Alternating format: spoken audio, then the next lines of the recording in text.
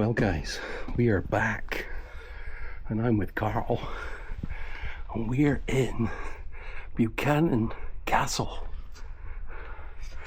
We're literally in it because you can't like really view it from an angle to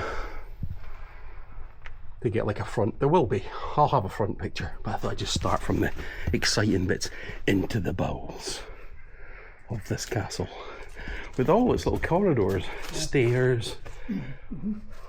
It's not a safe building. I need to add that in there. You do have to come through a hole in a fence to get in. You'll maybe see that later as we leave.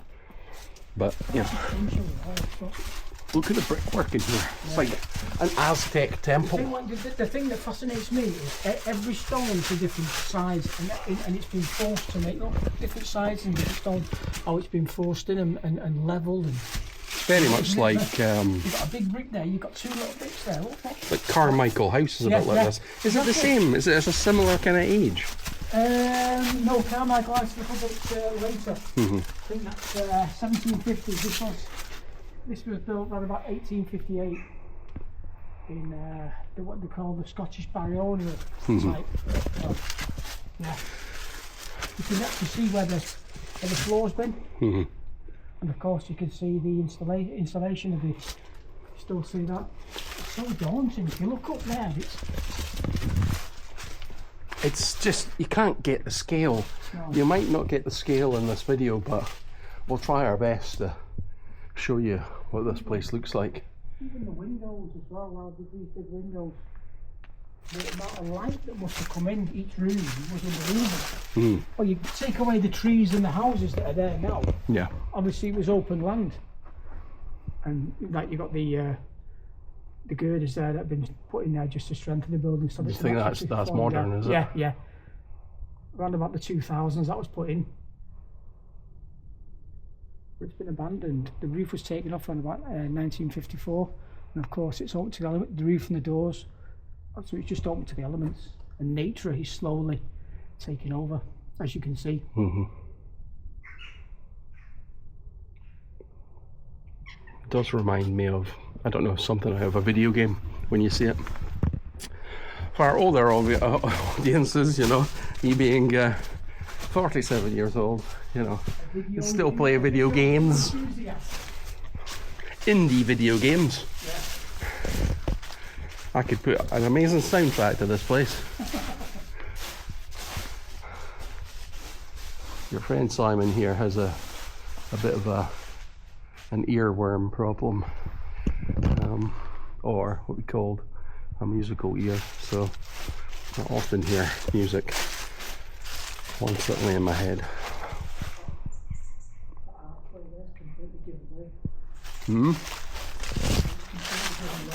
Yeah. This bit's been down for a bit. You can start, you see whether it's been vandalised or you can see bits of wood and bits of masonry on the floor. Yeah, there's loads of you know, like rooms under here. Originally, you've got the basement, the cellars, haven't you? And the ground is just given way. But even these pillars have come down. You know. Obviously it's cordoned off for a reason, isn't it? Yeah.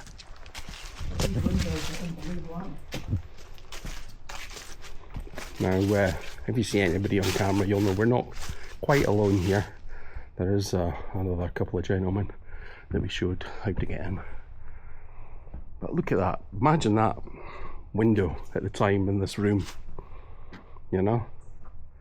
And it's unusual because it's such a big window right in the centre of the building. And it looks out onto this tiny little courtyard. Well, you've got to admit, over the course of time, it changes, and people who bought the building, it was a hospital, it was a hotel, so people have actually changed it. So originally that might have been looking out into the actual, the countryside. And over the course of time they've adapted it, they've added more annexes onto it, more extensions onto it. That's it, it's kind of just little internal. You know, the trees always take over in this place, and it's just this, you know. Well, it makes you think whether this was a courtyard. Yeah, or why it was. It's like a secret garden, and I mean, it's crazy because like even this tree that's seems to have just toppled. Yeah.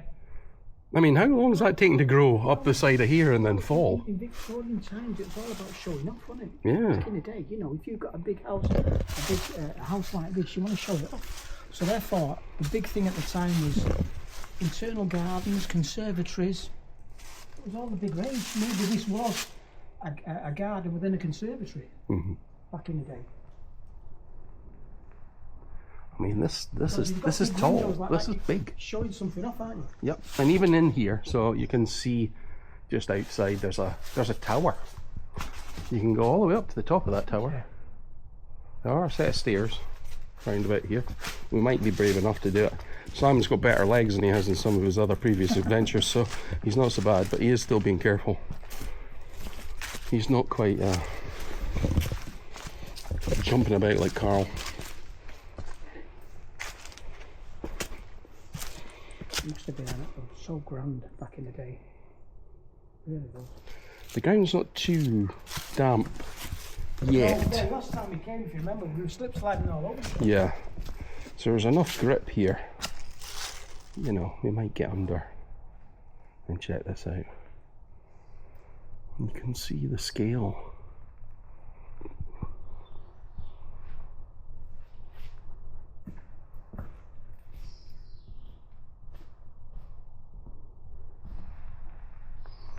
Around these fireplaces.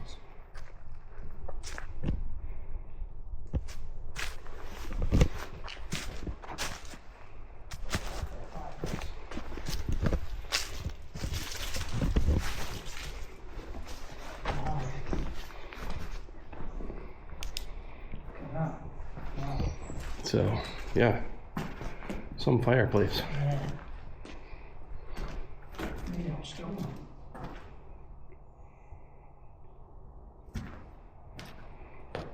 I was surprised that somebody hasn't taken this out and taken it home. You know, I always, you know, I'm sure last time I was in here, I was sort of commenting about my dad. He'd be like, he'd be in here at night. His truck would be waiting outside. I think you needed quite a lot of people trying to get that. Yeah, I mean, look at this roof. You know, what's going to collapse if you try and take that down? You know, what he quite liked, what he says from a few older houses, and he does have in his back garden, is chimneys. Okay. So he's got old chimneys, and the old chimneys, obviously, he's turned them into plant pots. You know, it's a garden thing. Simon, you can still see the plaster on the wall. Yep. Excuse the language on the wall. The original plaster. Right. Built around the wall. I'll go over a little bit of history for you guys.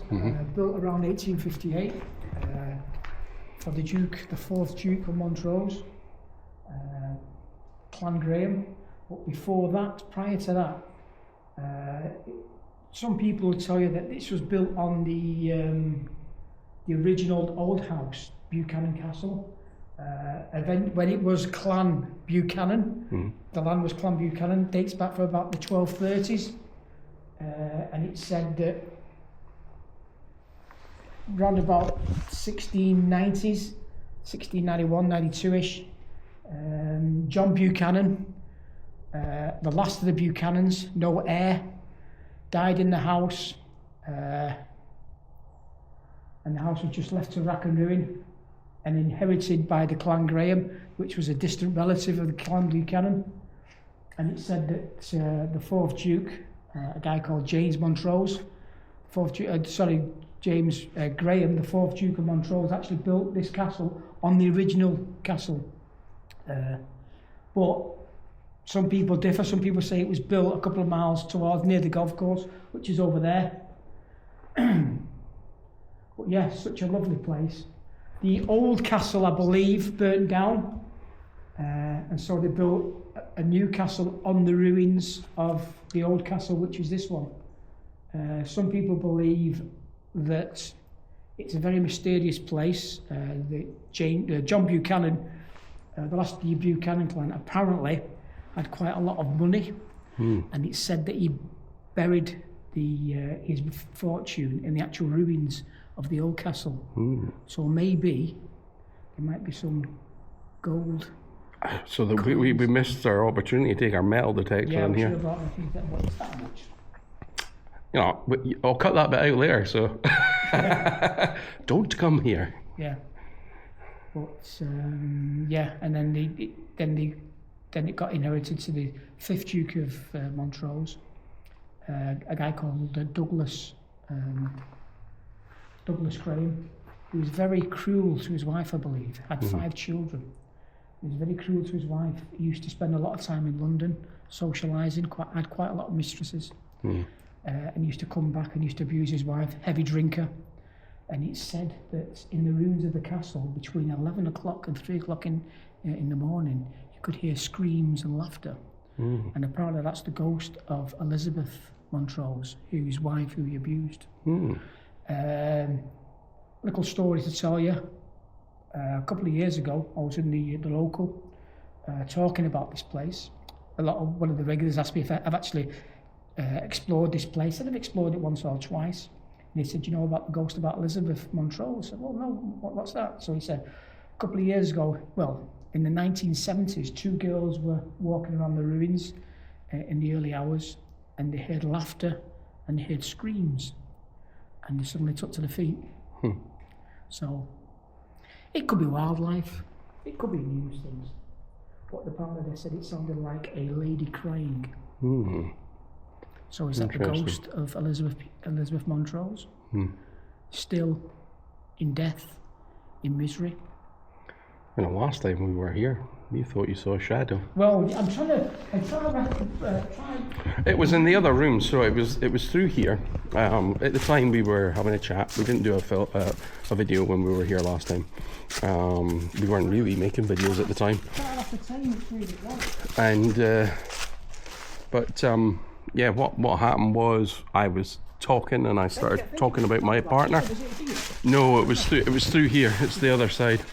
So I was talking about my partner. My partner passed it'll be 8 years on Tuesday, this next week, and I was just, emotionally talking about her.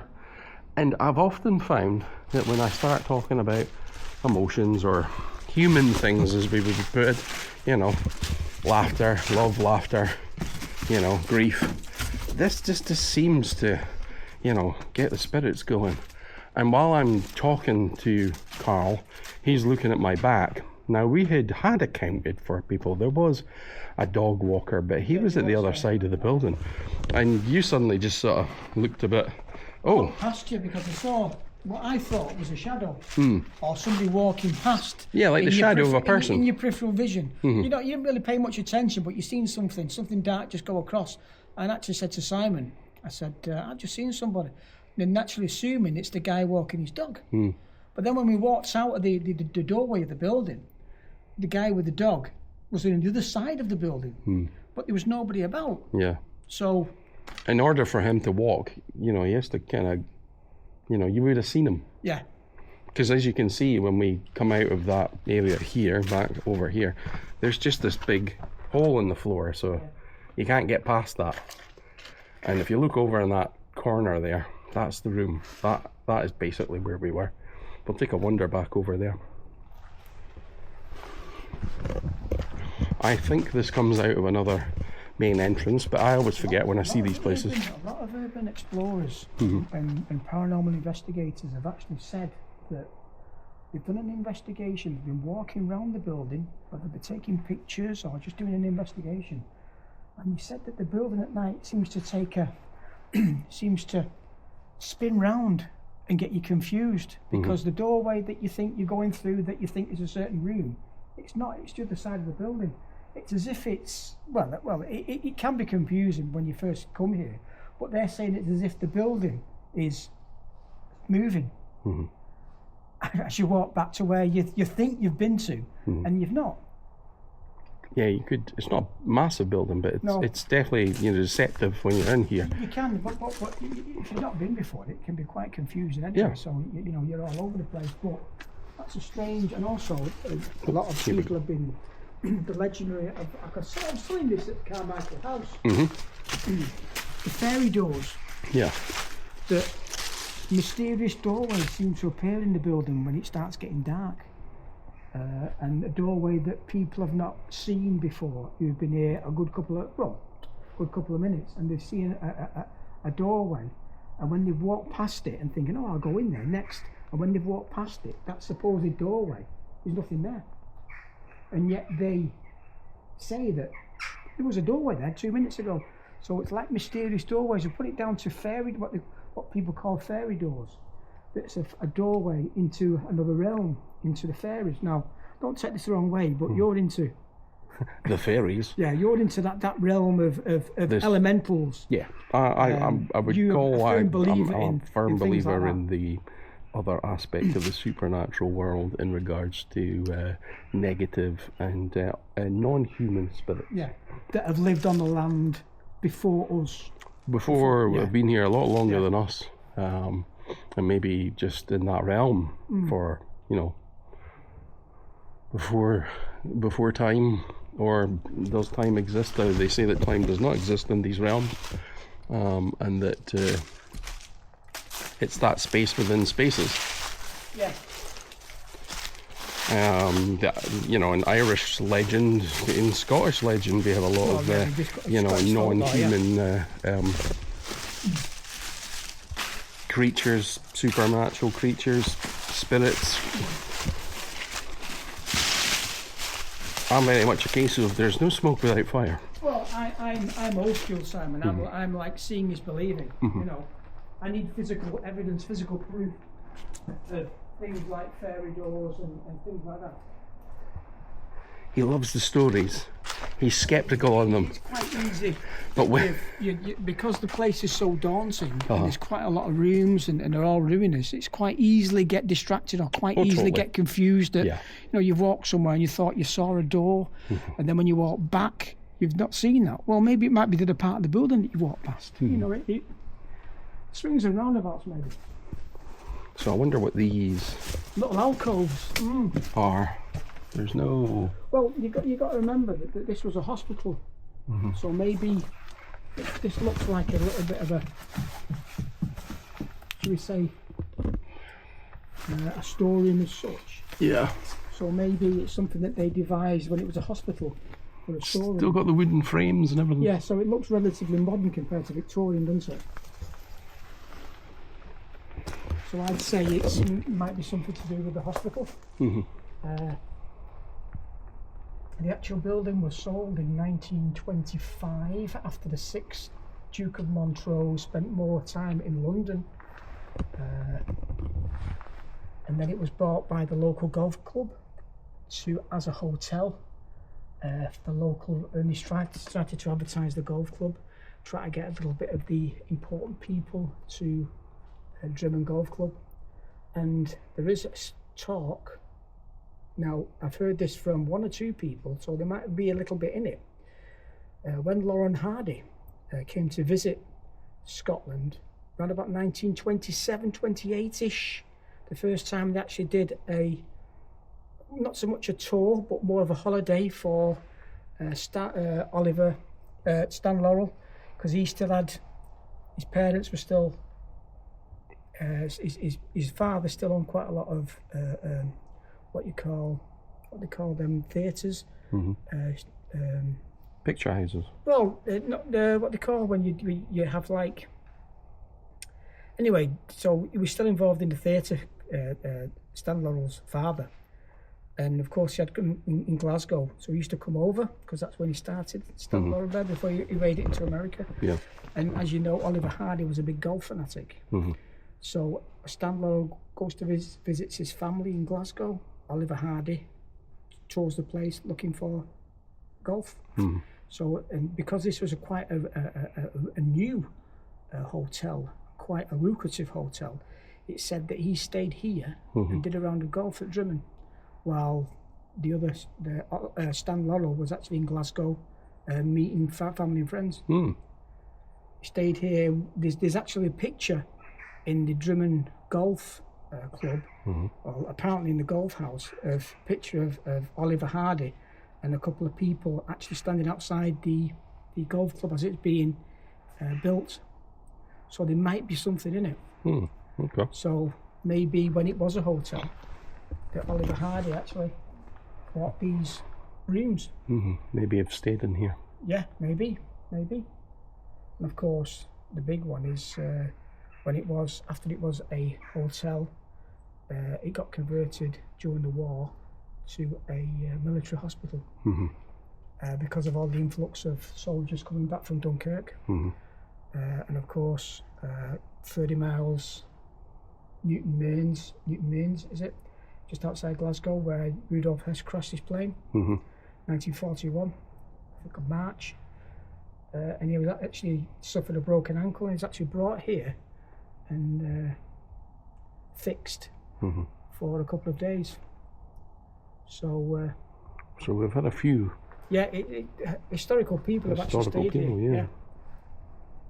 And of course, I know for a fact that the plane that crashed in Glasgow during the Glasgow Blitz in the 1940s, the two pilots who survived the crash was actually recovering in here. So maybe they rubbed shoulders with Mr. Hess, Deputy Führer. All right. Who knows?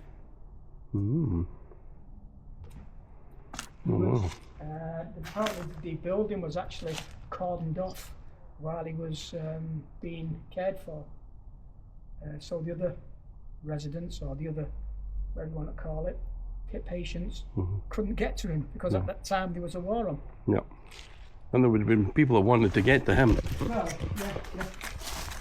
Actually, it's funny really, because when he crashed, he actually called him, when he was questioned, he actually called himself Captain Alfred Horn. It didn't say his name was Rudolf Hess at the beginning. It was only later that they realised that they had Rudolf Hess. I wonder what his accent was like. What's your name? Captain Horn. Apparently he could speak perfect English. No. With a little bit of an accent, because he was well educated. As you Brits say, I give myself up. I think the story goes that he tried to get in touch with the Duke of Hamilton to try and broker a peace with England, with Britain at that time, and he thought he could, sort things out. But of course, Hamilton, the Duke of Hamilton, was more of a patriot than anybody, and he reported him straight to the authorities. Well, that goes, isn't it? And what happened to him? Did he obviously went to prison? Yeah, well, he was in the Tower of London, wasn't he, Yeah. for a while during the war, and then after he went to Nuremberg in the war trials, and then he got life imprisonment. It's a Spandau prison in Germany, and that's where he died. But he was lucky not to get hung, actually. But because he didn't take any part in because he was in prison during the war, he just got life imprisonment. And then he said that the Führer, and he's doing it on his own back. Nobody knew anything about it, which, that's another story, isn't it? I was just doing my job. Yeah. I've heard about those people. Where are those people? This is where apparently you could hear screams. Ooh, there's a wee hole there. And crying it seems to come from the basement of the building. Oh, and also I found out as well, there is a ghost of a soldier who was seen. Oh. Because it was a military hospital. Someone's died here. There's a ghost of a soldier who's seen. Apparently you could hear his cries. So maybe the cries the girls heard, maybe it wasn't the lady of the house, maybe it was the soldier. A lost still going spirit. through agony in death.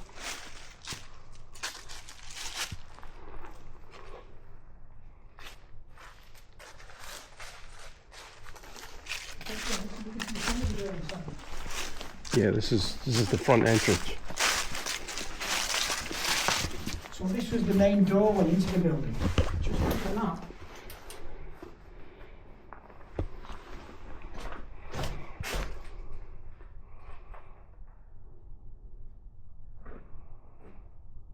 That brick there is ready to fall. I've got these suicide bricks everywhere. Never quite sure whether I should take a hard hat Well, and a gas mask, you know, for... when it was a military hospital, it was actually redesigned to a certain extent to cater for hospital needs. Mhm. So it might be, this looks relatively, I wouldn't say new. It does look new in here. This looks like a newish kind of entrance, doesn't it? Around about the 2000s though, the golf club actually put an application in to try and make it into a hotel again when they was extending the golf club, but it was turned down by the residents. And then in 2005, a property developer tried to jump on the bandwagon by opening a luxurious hotel. But because it was too far gone and too far derelict, it would have cost him a lot of money. He needed to knock it down and actually redevelop it and build again, which would have cost him a whole lot This of is the money. problem with a lot of these places. A lot of people go, oh, couldn't they be renovated? If they could have been renovated, or if they could be fixed up, they would have all been fixed up. But they are literally money pits. Yeah, that's it. The money that takes to make, to recover these buildings and to, you know, fix them up, or even remove any of this masonry and, you know, do anything with it, is just, it's ridiculous. Whoever had the money to build it in the first place had a fortune. Well, it cost, in 1858, at the time, it cost £80,000 to build. A guy called William Byrne, I do apologise, actually built it. He was the architect. And I should imagine £80,000 in 1850s was a lot of money. Yes.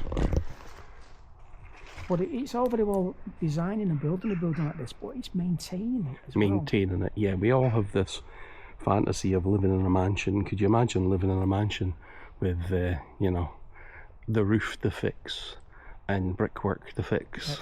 And, you know, as some homeowners out there must know, it's, you know, we have insurance. Did they have insurance back then? I'd say, you know, many of these people ended up with large estates on their own and no money to maintain them, and then they would fall into disrepair, and eventually, you know, well, they would be abandoned.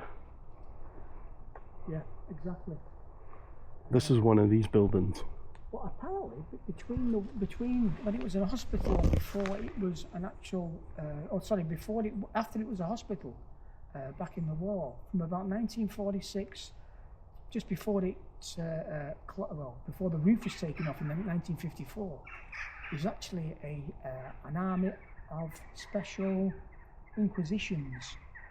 It was like a James Bond type building, MI5, Okay. where all sorts of machines, all sorts of things were introduced. Before they got introduced into the army, they obviously had experiments here with them, and this was like an intelligence agency. Yeah. Within the army. So this definitely has had a very rich history of different events. Obviously, you take all these trees out, you take that building out there. Yeah. They had a big, long driveway to the building. This is someone's house at the other side of this fence here. And you can just imagine, can't you, that in 1941, up-team vans screeching to here, army get out, a quadrangle of people in the army get out, and Rudolf Hess walks from here into there, or stumbles into here, into there. Marched into there, you know, under guard. Yeah, and very much so. probably armed too.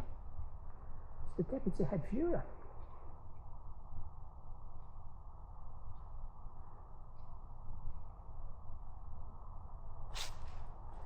I'm not quite sure, but I think I might have pictures of this original show. I think. Now, if you see anybody wondering about, remember we've got the two gentlemen there having a look around, so if they suddenly appear on camera or walk past the door, you're not seeing a ghost. They're not a ghost. We have caught them on camera a couple of times so far, or just as they've walked past, so you might have seen. That much rubbish on the phone. If you start posting, you know, 2 minutes here, somebody walked past, I'm like, yeah. But I'll tell you, I'll give you the moment where we think they've all gone, and So come on yourself for 5 minutes. or the So point there we where go. the farm. So That is. this is what we got here, and we can obviously put that picture Yep. in as well. That's what it looked like. So this would have been, you know, quite a distance back over that direction, and there's no trees in that picture. The trees have grown fast here, haven't they? Yeah. Well, it's home to nature, isn't it? Crazy, totally crazy. As you can see, the little the spires on the top there. So it's big crest on the front there, the Duke of Montrose. Mm-hmm. The building would have been, I should imagine, would have been a sandy colour. So it stands out. I totally love these turret areas that are just covered. Yeah, very much a fairy tale type thing, aren't they? Yeah. Well, that was the fashion, should we say, in the day.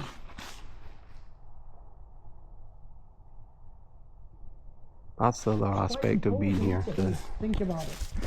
It's just, you know, making sure that we don't bother the locals when we turn up. I'm sure they have lots of people coming all the time. I'm getting a. Is your ears going? Yeah. Yeah. Are yours? Yeah. My ears are going. Now, Like a tinnitus. you may laugh at this, right? But I'm a man that doesn't laugh a medium at people. A medium once told me that is spirit, and now you can laugh if you want, No. right?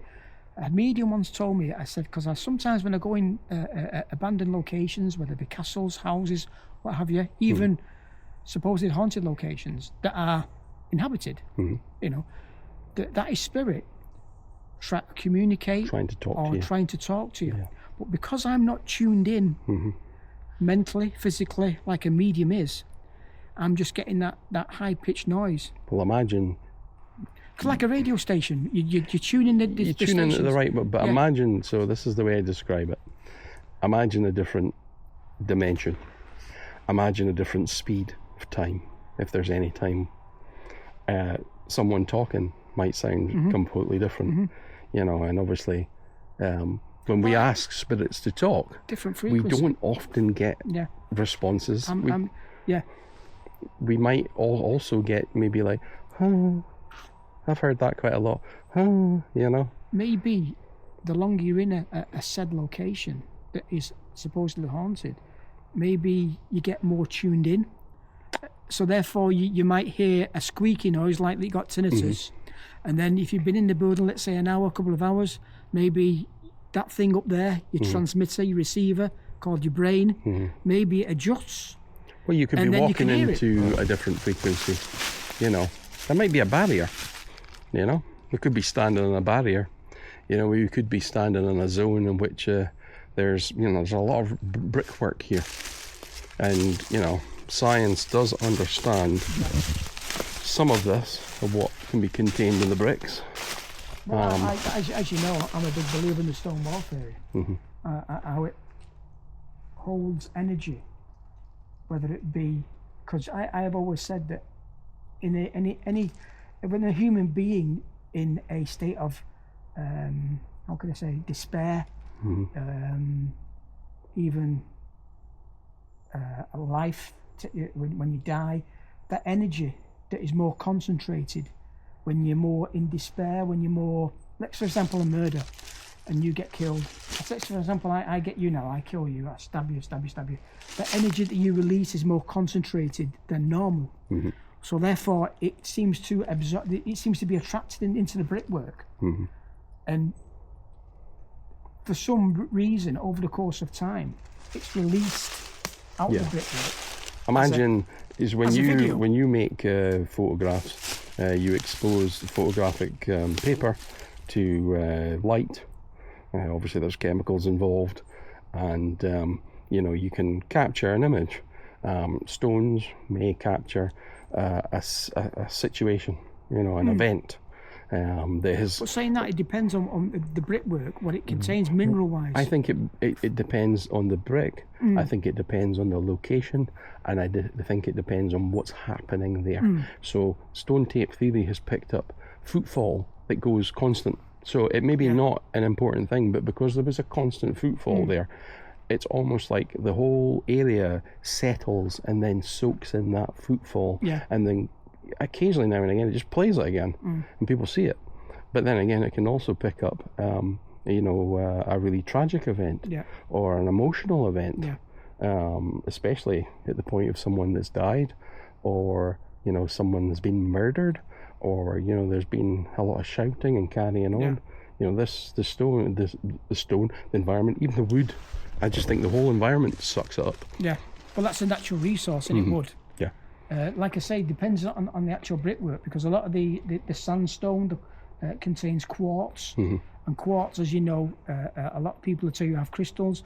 Quartz is an energy stone which absorbs energy. A lot of people who collect minerals have a quartz crystal on them because that's part of their energy. And also you've got maybe silica as well, and your camera recording equipment contains silica.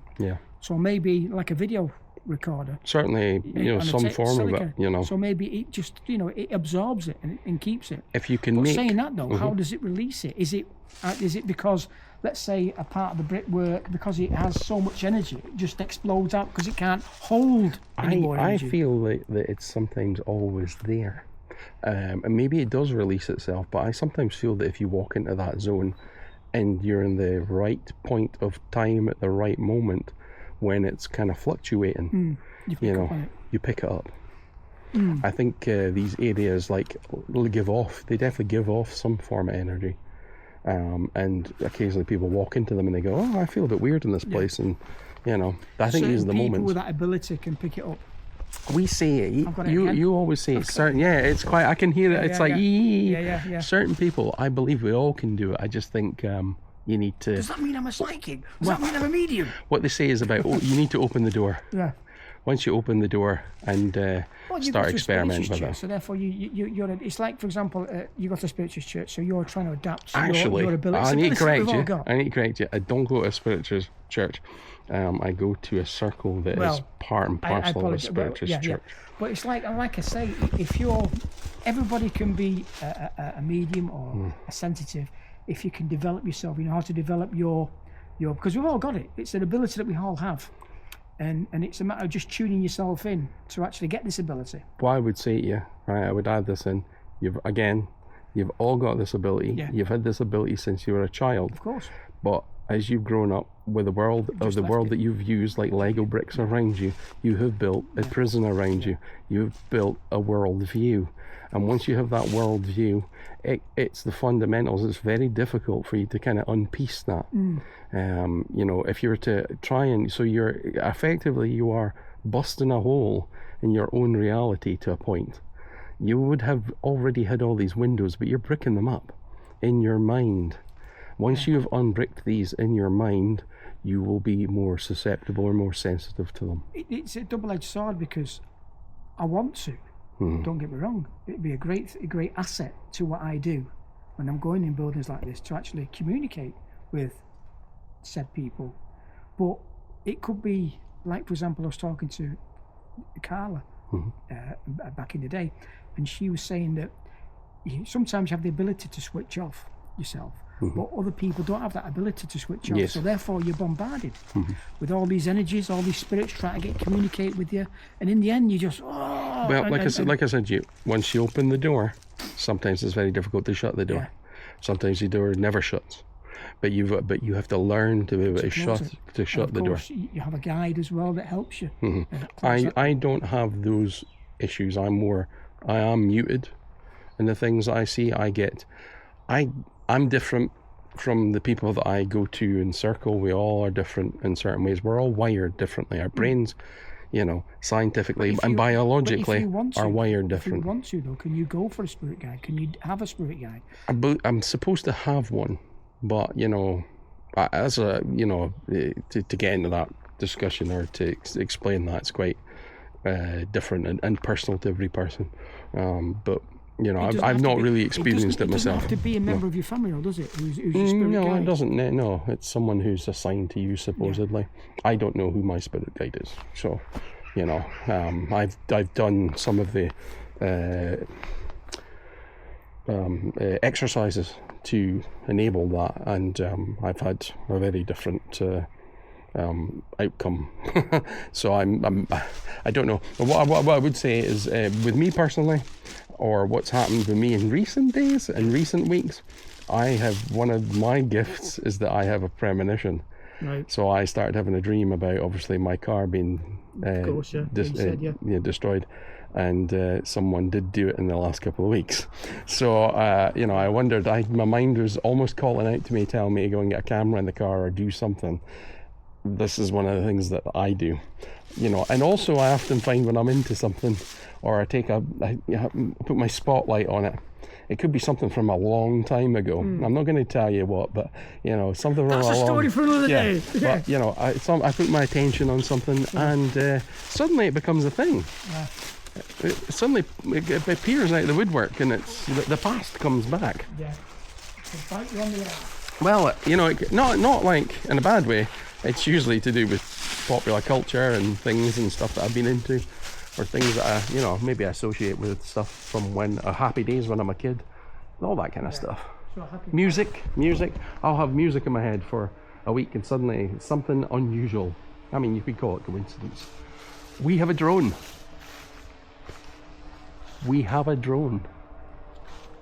I can hear a drone. Yeah, I can see one. Yeah, I just seen the drone. That's what we need to do, mate. Is bring that your drone on. Let me Yeah. get castle. Yeah.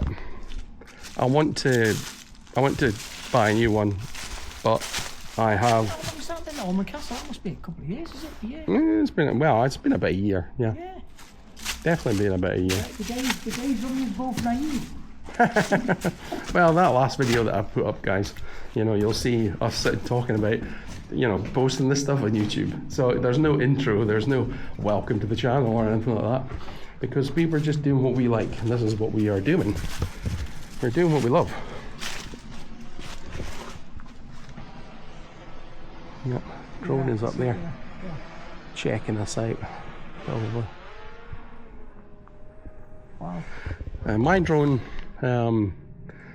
is functional. One of the batteries needs fixed on it. I'm just going to replace it. We need to get that in the next phase. What am I going to be doing? I might go and donate it to Ukraine. That might be a bit controversial to you guys, but I believe I'd rather use it in a positive manner to the protection of Europe against other people, the sort of people that would have been held in this building, who want to deceive us and want to turn us into slaves. Those people need to go. That's where my old drone will be going when I buy a new one.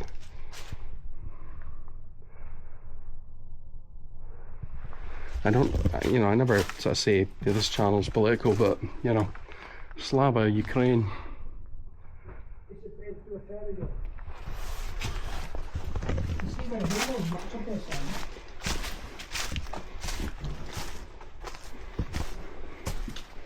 See? We've still not reached the area of that wall could go.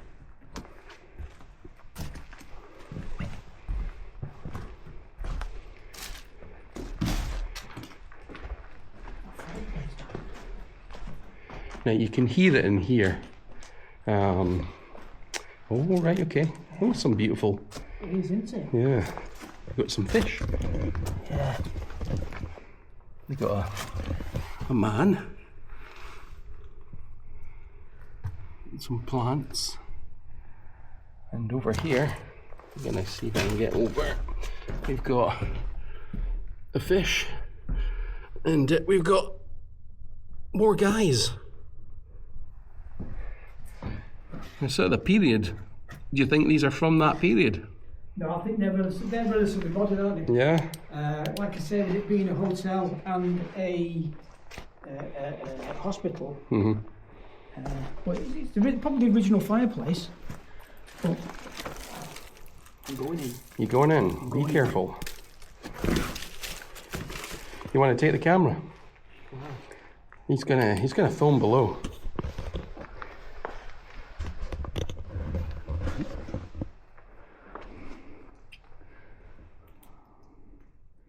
just like a storeroom as such.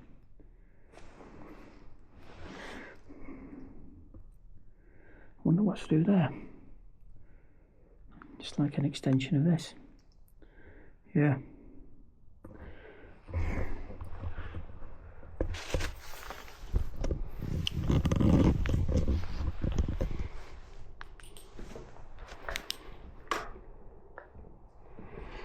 Right. This is the point of, yeah, see when you, so put your back to it, right, into there. I don't know how high you can get, and I'll bear with us folks, I'm going to go and help him. Thank you. Right. That was, you ever seen Wolverine, like, and Colossus in, say, Cannonball Time?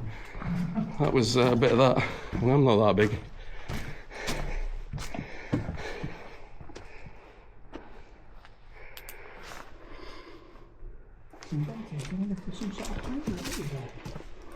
See there the brackets? Maybe some sort of heating system. Oh yeah, you can see the hooks. Yeah.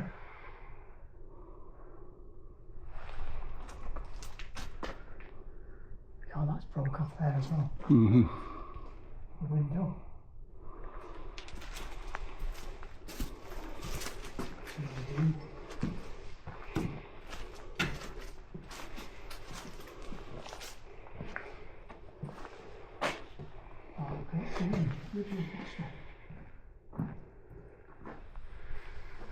I wonder if Mr. Hess was in this type of these rooms. Well, this only goes so far up. Yeah. Be careful. I'm not going to trust that. No. Well, we'd be very careful on this as well. Have the fire brigade, the ambulance on speed dial. Yeah. Otherwise. I'm watching it as you go down to see how stable it is. What these Yeah. rooms over the way.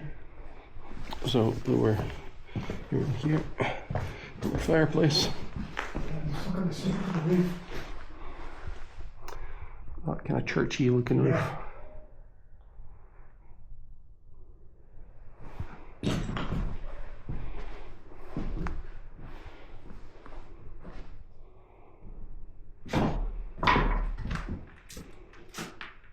These windows are absolutely huge, aren't they? Yeah.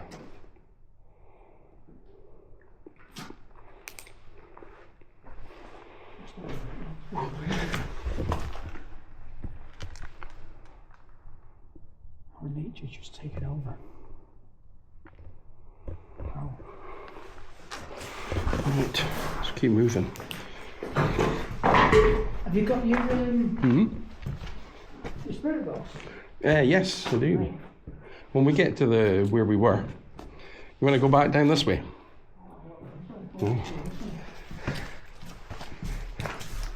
we can get into the main hall and see. Well, we're at the other side from where we, where we were when we had that ghostly shadow. You see these corridors, you see? Yeah. Just, and then just another room. Yeah. Little rooms off them. Been bricked up there, see?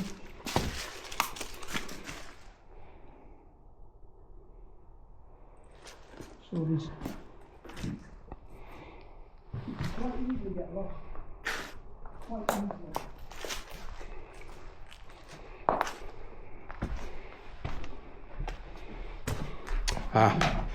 You don't want to go down there. No, it's just No, the same. and also be careful in this room, just because this is just a vault. Yeah. This could all come down, and you just end up on the floor. All that's been pushed through. See, all this brickwork on the floor. It's been pushed out by that. Now I'm presuming that's underneath, on top of that will probably be a tree. Oh God. See how precarious Yeah. they are there, look. Are they being pushed? Ah, that's crazy.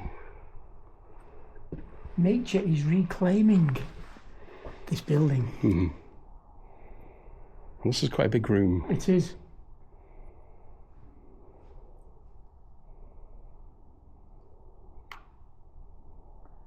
If you had the deputy Fuhrer in your hospital, would you give him the best room, or a fairly big room like this, or would you give him a little dinky room? I'm kind of like, you know, I think he would have fancied a big room, but if he was dealing with me, he's getting a fucking small room, excuse my French. Because in my view, a lot of these little tin pot, little dictator type guys, they cause a lot of people to die. There's a lot of generations of people that just don't exist now thanks to these people. Thanks to their, machinations of taking over and new world orders and stuff like that. I don't agree with it. I don't know if them little peg things.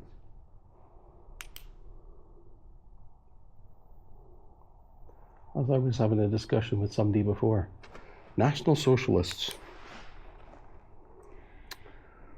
and a load of National Socialists who got duped and, they claim they were duped and, thought it was National Socialism and then it was the Nazi Party, and then they went back into socialism and they're back in the EU. Mm. Well, like I said to you in the past, Simon, I don't do politics. I don't blame you. It causes more frustration. It just causes nothing but trouble. I mean, same can be said for organised religion. Well, I've always said politics and religion causes more wars than anything. It's a shame, really, but that's the way it is. Anyway. Easy going up the stairs. How far? How far can we get without slipping? Ooh. Yeah, I don't have the best grips on these, but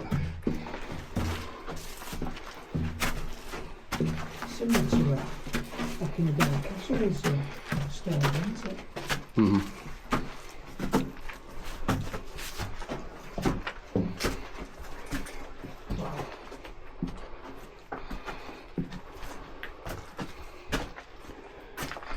Does it keep going? Yeah.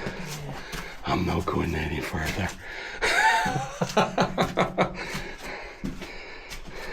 Or am I? Or am I? Just be careful. Wow. Yeah. What a view, Simon.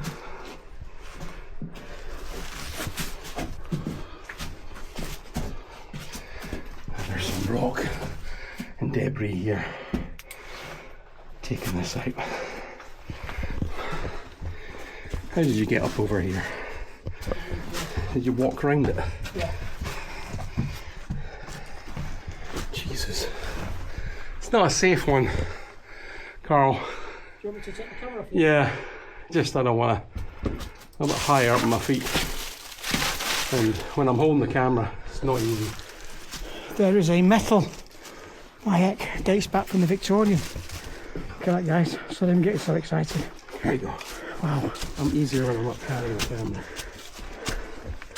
Just look at me We've got a here. structure at least to support us, which is good.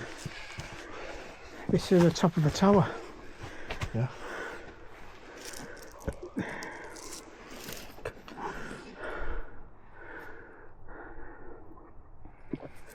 Wow.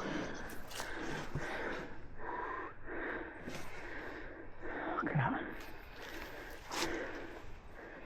Look at that brick. Each individual one's so different. How they slotted in to make it all level. Just think it's amazing. Absolutely amazing. How it's so strong and how it's still here all these years. 1858, guys, it was built and it's still Our buildings won't last that long. there. And you can see the remnants of the window. You must be able to see. Take all these trees away. You could see for miles. You see that as we came in from into the golf course, that drive, that's the original drive to this building. Yeah. So how vast was that? So if you're here at the top of the tower, you can see somebody coming into that on that drive.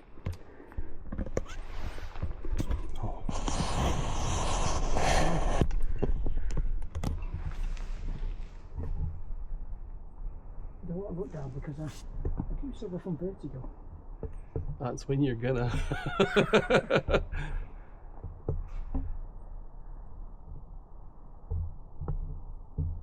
I don't know if I've got the stabilisation on, but hopefully I'm just giving you a wee pan. No drone, just physical bodies. Yeah, who needs a drone? The thing is though, you've got to make it back down again. Yeah, that's the hard part. Sometimes getting up is the easy bit, you know. We've got to go down here. If bricks could tell stories. Karl catch me when I roll to the bottom. Am I checking the camera? Hey, well, we'll see. Well, you could. Have you got your torch? You can see, because I think the biggest problem is seeing as we go down. You can see me when I fall, guys. You manage. It's. I did have buy something new. The things we do for our subscribers, my friend. Yep. But we love it. That's why we do it.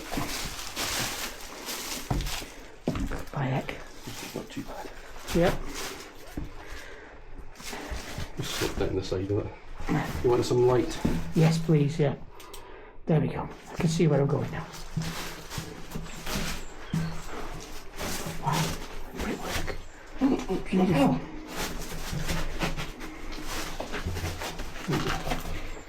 Hundreds and hundreds of years of wear and tear.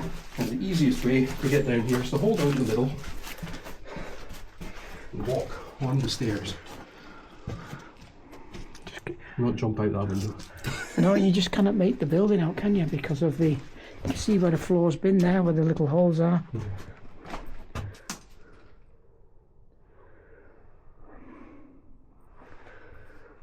See the lagging or the insulation on the walls there.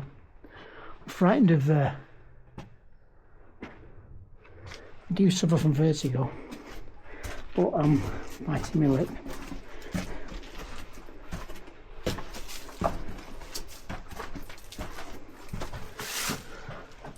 How dark and spooky that window is there. So if we're here between 11 and 3 o'clock, we might be able to hear the screams of whether it be a lady or a man.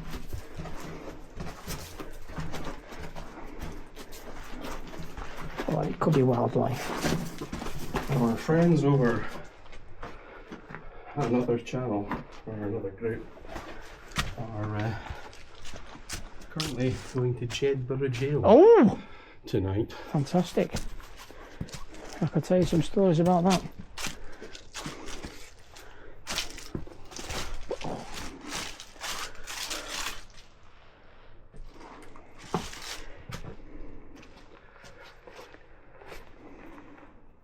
It's not as cold as I thought it was going to No, be. it's quite... Yeah. On. I'm absolutely sweating now. Like I said to you at the car, I thought it's getting quite chilly, but it seems to be not as cold, which is strange.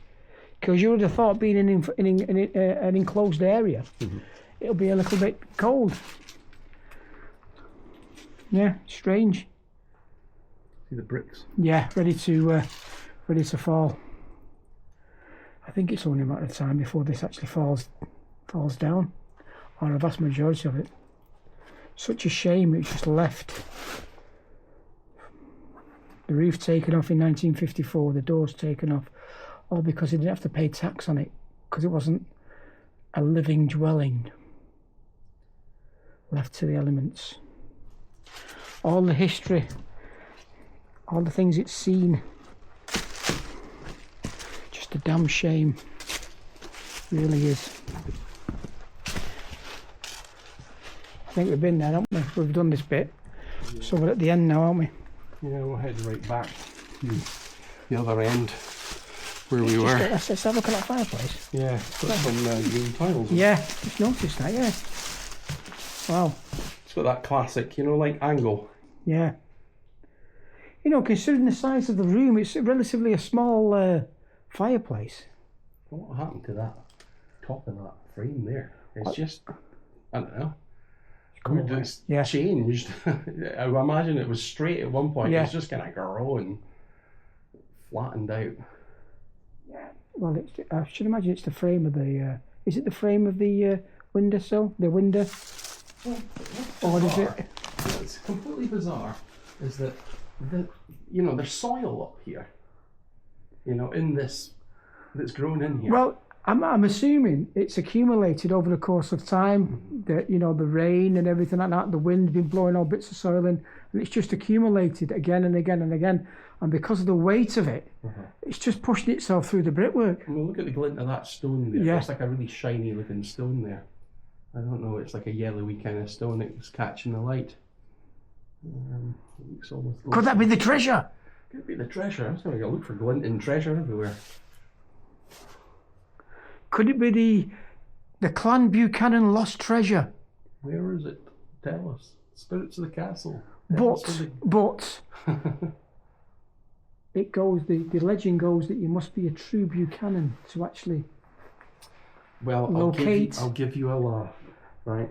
Before I took off on this adventure, the person that I spoke to, who was on holiday for 2 weeks, and was my elderly or older neighbour downstairs, and she is a Buchanan. You should have brought her. She'd never make it in here. She would have located the treasure for us. If she's a true Buchanan, she should know where it is. Well, she could have taken Taylor. Apparently, it's been passed through the ages. Taylor the Yorkie. This is Clan Buchanan country. Yeah. This is her clan. But as long as them Campbells don't get it. Them damn Campbells. Granny Campbell's turning angry. Yeah. What's getting abused. What's the saying? What's the saying? The saying is, you talk to a true Highlander what he thinks of a Campbell. He will spit before he tells you. By another bloody Englishman. And you know, that's what she used to say. She used to go that bloody. My Grunny Webster, who was a Campbell, when she was in her later years, she moved in with her daughter and her husband, and they are buried with her.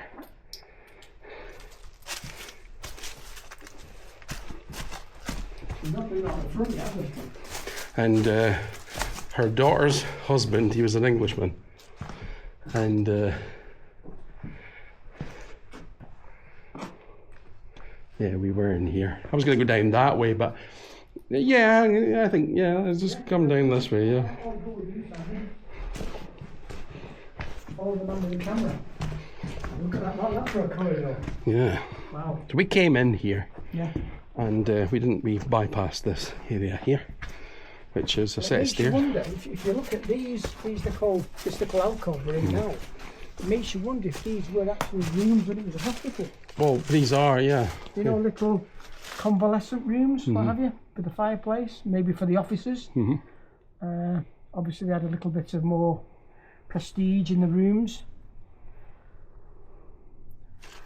I should imagine as well, depending on, back in the day, that's how it was, depending on rank, obviously you get the more refined, maybe, rooms. A fireplace, a big nice window, and without a tree in the door. That's just looks very much corridorified, doesn't it?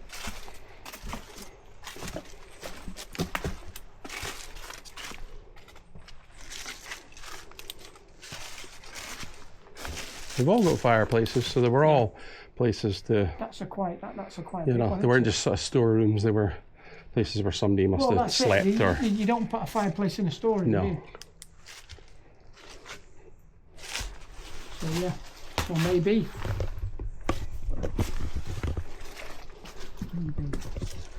still can't go over the brickwork, how fantastic it is. Can't even get lost. Everyone here.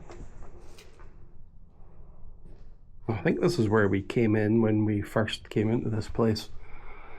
Through that corridor, there was where the hole in the fence was, but they've covered it over.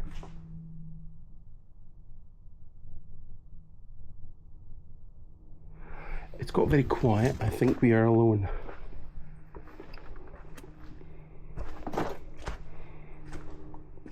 So this is the other side of that sort of area that I thought was kind of like a middle garden with the big windows.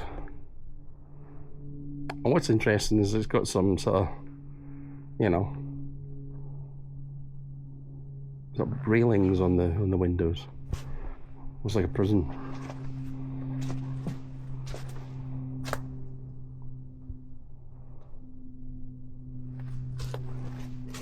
Why would it have had that? Why does it have bars in the windows? You know?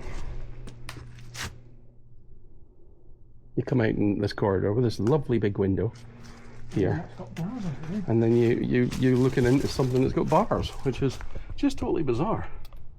Yeah. You know? Looking out your window at bars. It's got barbed wire. I'm presuming that's added after the barbed wire fence. Mm-hmm.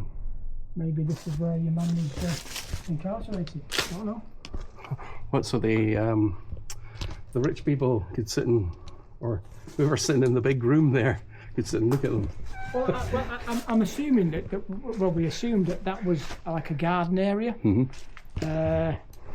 So that was outside. Yeah. We're assuming Yeah. that this is outside. I'm assuming it's outside, yeah. And this has a roof on it. Yeah. And this is an outside courtyard. Where you can see there's another level. Mm-hmm. You can see there. So there's no door to get in here. That's just the windows. These are windows here. So maybe that was, I don't know, maybe it's a flat roof. I think it's a flat roof, yeah. And where does it go in here? Well, I think that might be the generator, because it's pretty much reinforced that room straight ahead of you. Mm-hmm. Because when you go into here, it's underneath. Yeah, it's an under area. Maybe you can put a generator, I don't know, because it's pretty much a blanket room. Yeah, quite possibly. And there's... Because they've had to have some sort of generator to eat, lighting. It's got its own bars, but it's blocked off at the other side. Got somebody coming. Yeah.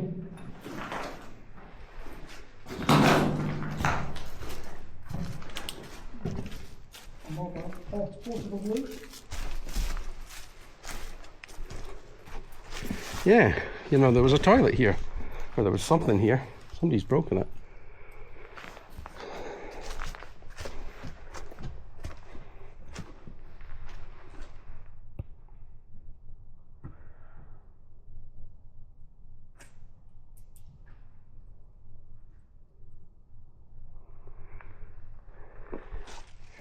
It definitely starts to take on a different feel as the light fades. I've got to remember as well that there must have been stairways made of wood rather than just these stone ones. Yeah. They're going to be quite elaborate. I mean, look there, look. Remnants of some sort of stairway.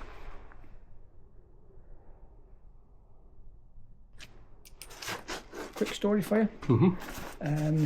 Lady was telling me via her sister's aunt used to work here as a nurse. I know we were talking about time slips and things like that. And she told me a strange story. She said that when her sister worked here during the war, that she was on a late shift and she was doing the rounds and making sure that all the patients and all the everybody's been catered for, everybody's been looked after, just general rounds. And as she walked into a room, I couldn't tell you which room it was, as she walked into a room, it took on a different turn. It was more elaborate. There was stone, there was wooden stairs leading up, a big chandelier, and she thought that she stepped into a dance hall because it was that vast and that ornate. And then all of a sudden it dispersed, dissipated, and she's back in the ward. And this was in this house. So, you know what we say about time slips? Yeah. And fairy doors and things like that. So it just goes to show. But she put it down to being tired and being worn out. She thought she was hallucinating and she didn't think nothing of it. Until 20, 30 years ago, when some paranormal people have been talking about time slips and what's happened within the castle and how it takes on a different, should we say, shape. When you walk out the building, you think you walk into another part of the building and that room seems to have been shifted round. A lot of the urban explorers who've come to this building have actually experienced that. It seems to shift the actual building itself. Or whether that's true or not, I don't know. But you know yourself that you come into a building like this and you do get confused and you don't know where everything is when the first time you come in here. And maybe, you know, you think, hang on a minute, was that doorway there? No, it was over there. Yeah. Just a little bit confused because you're not used to the surroundings. Maybe that's what they're experiencing. Yeah. Don't know. Oh, well. Well, since the light's going, Yeah. I'm going to shift this into a low light mode. All right. So we can see more.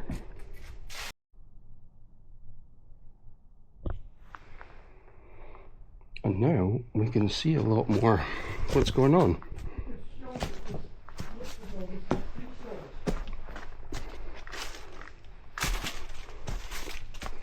You've got this one here with the fireplace, at ground level, and you've got another level up there with the two fireplaces, and then I'm assuming that's another fireplace.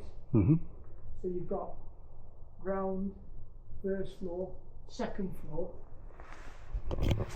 Yeah, there's You a see the apex of that build back there. fireplace just up in the wall there. Yeah. So you've got a 3-story building. With a window there where the... Wow. And that fireplace looks to be falling down any minute. As well as that.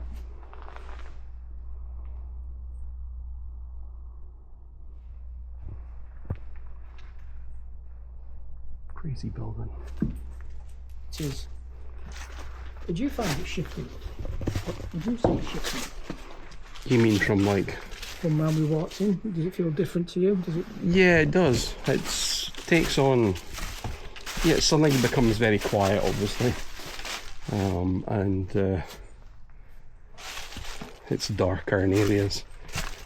This area feels brighter and lighter, has a completely different atmosphere from that end. You being, don't take this the wrong way, but you being as you are you feeling anything different in temperature wise? Because you're more, should we say, sensitive, more alert than what I am. I feel different in the other part of the building than I feel here. Right. And maybe it's just because there's more light. I have switched modes. It is a lot brighter in this. You can see a hell of a lot more than we could a minute ago.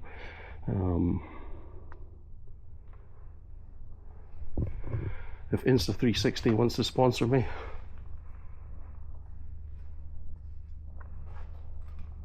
You can see the 3 levels here as well. Fireplaces. You were kept cozy in here. Absolutely. And then look at all this, it's just collapsed. Yeah, the apex of the building as well. You can see where the roof was.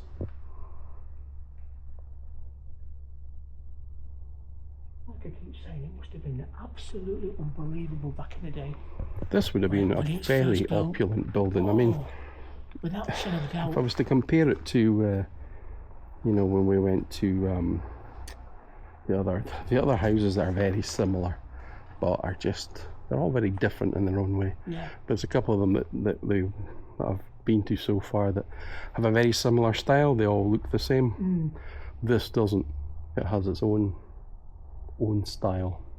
It's very intimidating as well, isn't it, to see it Yeah. like this. I know it's ruinous. Yeah, beautiful. And what amazes me, you've still got the original plaster on the wall. Fantastic. Right, let's keep moving. Right there. I don't think we're anywhere near the front, are we? Well, we came in here, but I was just going to go into this little corridor here. which is just, or this cupboard, which is just weird. And then it looks out into another zone here, which I think was outside. I just got a feeling that this feels like another outside area. You know, like you've got the roof of the area that we were just in, round here, and then this outside, this whole outside area, because I don't see a, well, there's windows up there, so there's possibility that we might have been floors up here. There's definitely nothing that has collapsed that's lying in here that looks like the roof's caved in. But you see the windows, so. That's the original wood from retro building. And you can see where the roof's been, so this was a sloping roof. So this was a little alcove, I should imagine, like you say. See the roof line there for the little alcove? Now there's a really dodgy rock above you. You can see there where the roof is. Just above your head. Yeah. Now you see where it's slipping. Yes. And I'm stood underneath. Yeah. That would Be careful. hurt me. Yes. And you see the electrical. Oh, hopefully it's not plugged in. Probably gas, isn't it? Is it electrical? It's got electrical. Yeah, looks electrical. Or it could have been just the way it's to screw it on the wall and it just fills up with gas. And then you'd put a bulb in there. I'd say that's more of a switch. Yeah. Maybe dates during the war when it's a hospital. All these little alcoves, maybe storeroom of some sort.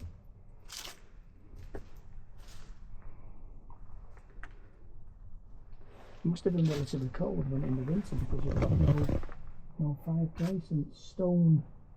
There's no, you know, if there was any wind here, I wouldn't be feeling it, you know, because of all these corridors.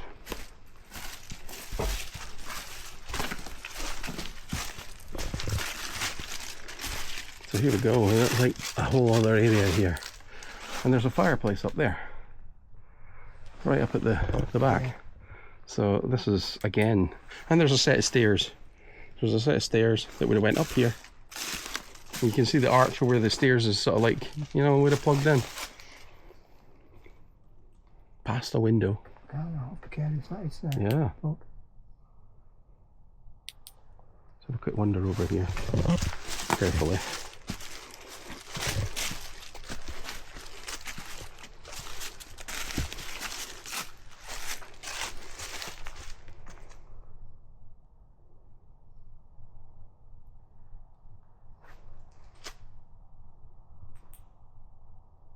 I think we're definitely alone now.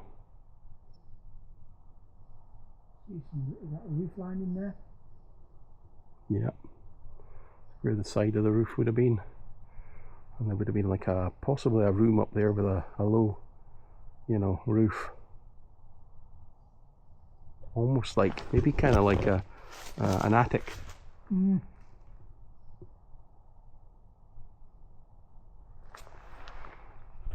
Zoom up a bit.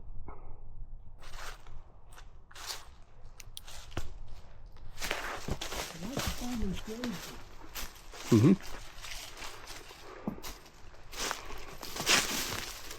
Going through the trees.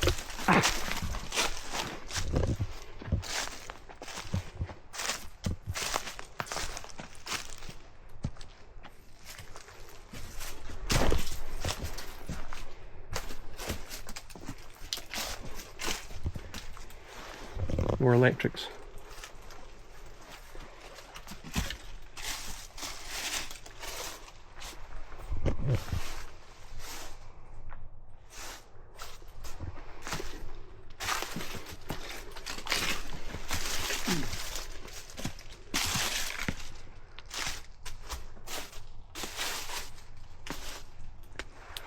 We're definitely outside the building as well. Actually, we're still in the building because there's still a bit of the wall there till we get to this modern area. Would you want your house to be right next to this? Because it might just collapse on your house. Bricked up window.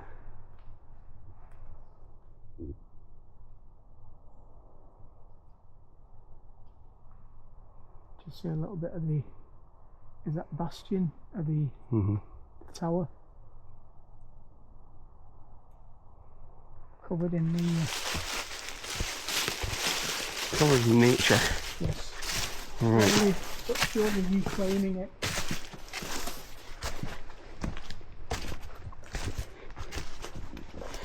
And we're making our way back to an area of the castle that we have been to before, where we may have seen a shadow at the time.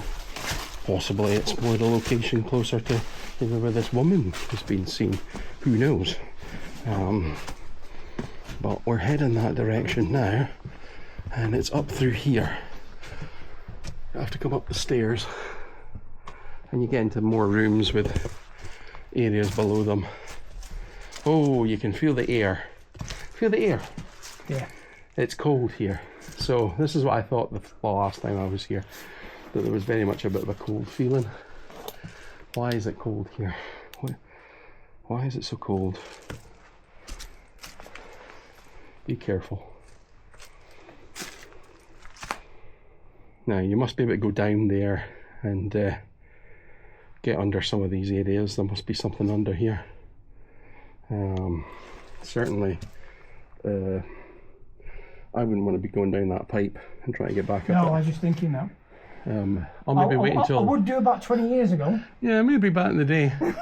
I have been promised a tactical ladder from a friend in the last video. Oh yeah. Because he's quite good at the climbing, and I'm not as good at the climbing these days because my knees can't quite bend that high. Welcome to the club. So I can turn myself. I'm very careful. Is this the room? Yes, this is the room. So this is the room. Oh, you feel the cold in here. Feel the cold as we walk in. Yeah, this is a cold room. Well, because you can all the windows open. Well, yeah, but all the windows are open in the entire building. We'd be sitting with an entire no roof on us, and not a single bit of air. Yeah. So yeah.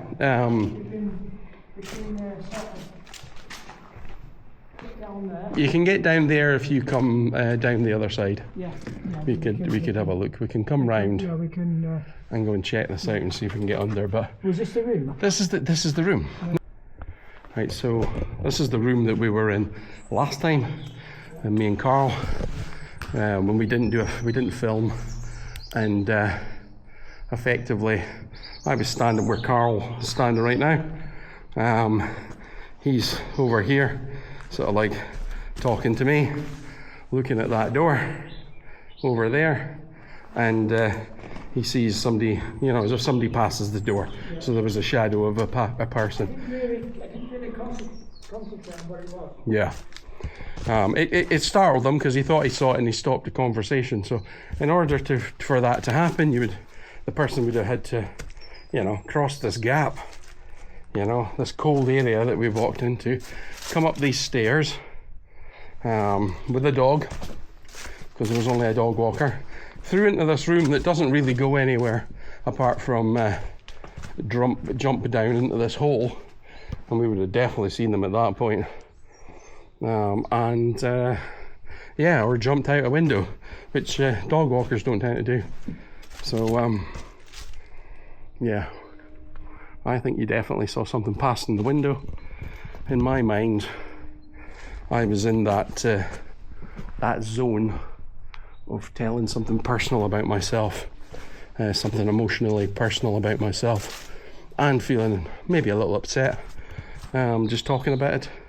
And while I'm doing that, I may have invoked a response. Maybe I was being listened to. But what were you saying, Karl? You were just talking about how... I'm just back to orange. So you have got something popped up. Yeah. I just stumbled a bit because I fell over this mound, and I thought, well, if I shake myself, like I've just stumbled, will it go to orange? But it didn't. Just as you're talking and I'm just walking around, it's spiking, just going to the next green one, and now all of a sudden, as I stumbled, it went up to orange. So I just walked around with it for a while. If you're here now, can you come and speak to me, or come forward?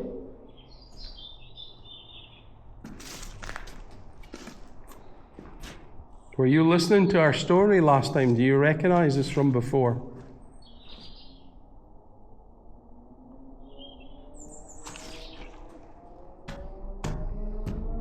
Last time we were here, we may have seen you near the door. I don't think it's the same thing that Carmichael House did. No. I hope not. No. Because that's the first time I saw something. That's your, that was Karl's I don't believe in fairies moments. You know. I think Karl saw something unhuman step across a door frame. Didn't just step, but sort of jumps. Yeah, like dance. Yeah. Almost as if it was trying to jump out of the way to be seen. No.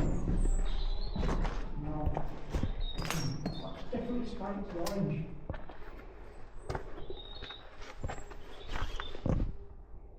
But yeah, like we were saying, Simon, just makes you wonder what room the nurse actually saw. The room that turned into a big ballroom with wooden panelling, a big chandelier that she thought it was going to be a ball. She was very reluctant to tell me about it. The first thing, like I said to you before, the first thing she says is, "You probably won't believe me, but..." And then, of course, you're trying to gain the confidence. Just an ordinary person, nothing to prove. Now, why would she make anything like that? I've always said that. They had the best stories. Do you think it was this room? I don't know. We've got two rooms that, She you said quite a grand room. This would have been quite a grand room. Well, I'm assuming it would be panelled as well. Oh, definitely. I mean, it's got windows. It's got large windows. It's quite a high roof, which is still here. Very high walls if you wanted to put paintings or tapestries up. It's got a fairly large fireplace. The other room with the giant windows in there could have been the other option for it, but I just feel it's this. I have a feeling, and I'm going to put my money on this room. Right. Because the minute we walked in here from the other, we walked around and I'm feeling the heat. I'm feeling a bit hot and, overdressed. And yeah, it's cold. Yeah. But and yet, I'm getting no draft now. It stopped. Yeah. It's like it stopped. It was a minute we walked in, and it just basically the temperature dropped, and it was just here, right here. Here we go. It's a shame we didn't walk in with the temperature. Yeah, it's just here. I can feel this kind of cold temperature. Here, this feels cold here. It suddenly drop. I can feel it in my arms. It's cold. Colder, yeah. What is that? It's like some sort of vent, doesn't it? Yeah. It's not. I'm not feeling any air pumping out of it. At least, nothing's active in this building, but just to the point of it being another area where air can come in. Maybe it's just residual spirits that come in here. The doorway. I mean, I feel a draft in a doorway, in an enclosed space. I'm feeling it right here. It's just so bizarre. And then the cold air just comes right from here. I think we need to go down.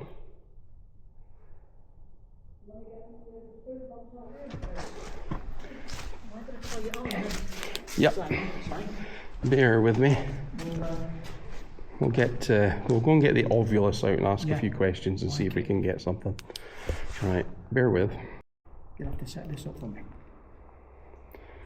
Right, are we putting this in a stationary position, or can I walk around with it?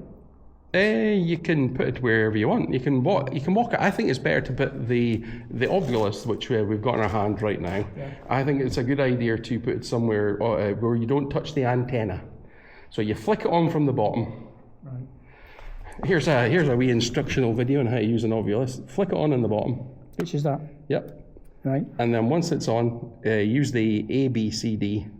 Go to that one. Is it touch? Yeah, it's touch screen. Right. And then you can just place that somewhere and it will give you words. I think the volume might be up in it, so wherever you want it to be, you can put it. So we're back in the... Fireplace? Yeah, the fireplace could be a good idea. Yep. maybe bring the brick out. Yeah, I think off the top of my head, I think Nicola from Nose Alien from Phantom Seekers. I think they actually came here and got quite a lot of, should we say, spirit box activity, EVPs. What are we saying there now? What did we get? Oh, we're holding it. What was it rambling there? I can see bank, vowel, and across. Across. So yeah, just random words. So if there's anybody in this room, if you've been listening to us, we were having a conversation before we put our video back on because we left that device in the car. And we were getting a little bit of spiking on the K2 over there. Do you want to try and speak through the box? Have you got anything you want to say to us? Well, we've been in this room before, and maybe we thought that you were listening to us before.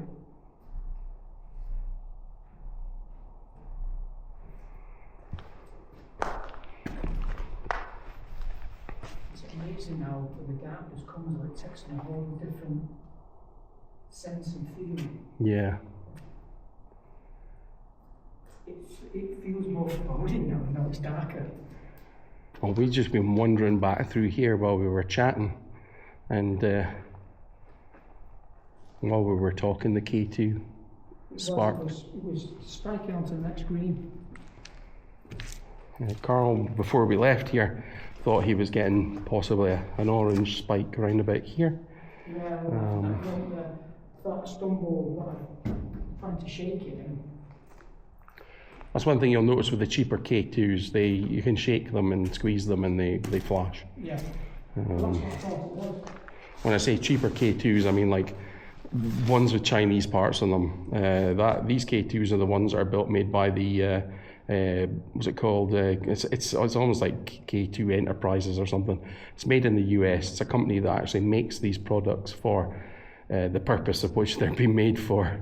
They're not made for ghost hunting. They make little devices for scaring cats and dogs, like zapping little devices. I'm actually sure my mum had one in the house at one point. What's that for you? For a cat, Oh, right. For me. Not for you. They look like phasers out of Star Trek, But, when you buy them, like on Amazon, they're like £60. Compared to like a normal K, one of these cheap K2s, it's like a $5, so I like to think if we're going to buy something, I'll buy the original product. It's not me being big-headed, it's just, I don't trust devices that seem to go off all the time. I think maybe sometimes sensitivity on devices can be a good thing. But this device, I never ever saw it really go off a lot of times when I was places where other people's devices were going off every 5 seconds. And for me to go into Melrose Abbey and not have this thing go off the whole time when I was told there was something in that building. It was going wild, wasn't it? It went to the red when it happened. And from that moment on, I've been a little bit more of a believer in that device. I'm getting the feeling now, like I've said to you in the past, when I come into numerous locations, I'm getting the feeling now that I am being watched. Yeah. Maybe it's dark, maybe I'm getting a little bit. Oh, we've got some bats. Yeah. Oh, there we go, it's going to fly in here. I was like, for a second there, I thought I saw the shadow at the door. Just a bat. Yeah, it's a bat flying past. That, if you'd seen that during the day, you look at it, there we go. There's our bat. See if we can get the bat to come in. Come on, batty. Is anyone here now? Would you like to come forward out of the shadows? Come and say hello. My name's Karl. And that's Simon. You want to speak to us? Now, here's an interesting thing. I was watching a video which I posted recently in our group where the two YouTubers went somewhere and did a ritual to invoke the devil. And one of them didn't want to do it, and he's made a little video on the side explaining about, because he's a Christian and he believes it's evil and he doesn't want part of that. But his other counterpart took part in that. Here we go, there's the bat flying past. One thing that the woman said, that when the devil was around, moths would appear. And moths appearing in the video and were flying all over the place. And in strange places as well during the video. You can take it as as you wish. But I thought about this, about the fact that certainly there is a lot of reports about evil activity or negative spirits in places, and there have been a lot of flies. There's natural sort of like triggers that seem to happen in buildings where, well, they've suggested that the flies just appeared out of nowhere. What does a bat mean? Was where I was going in a long story. You might be laughing at me right now, but Bats are nocturnal, aren't they? yeah, they're going to come out at night. This place is probably full of bats. I mean, you should imagine the basement area when it's dark. That's where they'll come out of. But my mind is sort of going, I've just seen the bat come out of that corner, fly around there. It's when they start going for your neck. Yeah. That's when it's time to worry. There's no vampire bats here. But what I'm trying to say is that at the time that we were standing here, it wasn't as dark as this. Did we see a bat? Was that shadow that you saw past, was it a bat? No, it wasn't. It's a really big bat. You know? It was. Because it caught my eye when I was talking to you. We got moths. Oh. We got a moth there. What did I tell you? Evil activity in moths. Eh?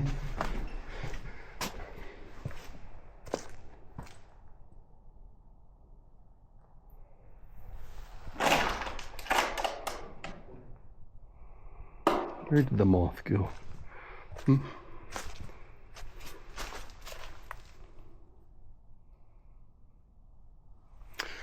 There's the bat. Hey! The bat's coming from the whole area. Yeah. And there's moths flying about in there as well. Yeah.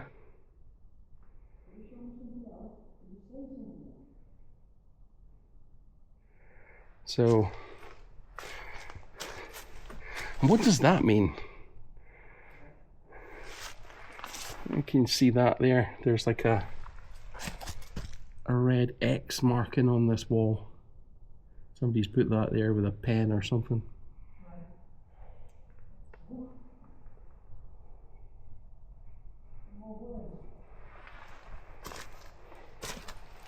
Coffee, sultry, and a cross. Did you have another word? Coffin. Coffin. Sultry, and a cross. So I think the earlier words was when we were touching them, but coffin, as in a coffin? Yeah? Do you think there's possibly coffins under here? Well, will we go and explore? When the fourth Duke of Montrose died, he was actually buried on this, or somewhere in the area or on the premises. And I should imagine, being a Victorian era, what happens when somebody dies is they bring the coffin into the actual room and people pay respects on an open coffin. Did you get that? No, well, maybe somebody's standing that bottle or something. It just popped. Heard it click, yeah. Aye. Like when they're full of water and you've just drunk out of them, they pop. That gave me a jump. Okay. So that wouldn't surprise me back in the day, because they used to have it lying in state, don't they? Yeah. In the actual room itself with a black. This is a sort of room you would put a coffin into. Yeah, maybe. I would imagine there was a piano and a big table in here, or something like that, and possibly for his friends and relatives to come round and pay respects before he's interred, before he's buried. I'm getting that funny feeling. Do you want to go into the basement? Yeah, I'm getting a funny feeling in here. What do I'm on here?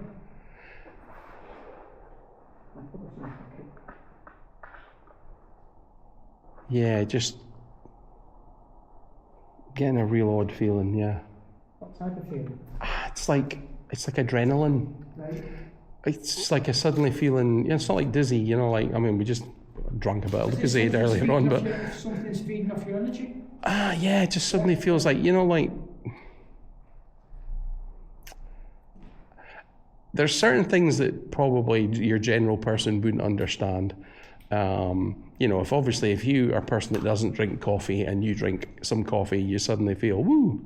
You know, and if also if you are someone that doesn't smoke and you smoked a cigarette and got a hit off the cigarette, fucking hell. That's the basement. That you get this kind of high sort of feeling. I was just feeling a bit high there for a second. Like an adrenaline rush. Yeah. Just here. Just hit me right here. The doorway. It's here. It's like standing in kind of like energy or something. It's weird. An influx of energy. You know, if energy was shooting out the floor and you walked through it. It's just weird.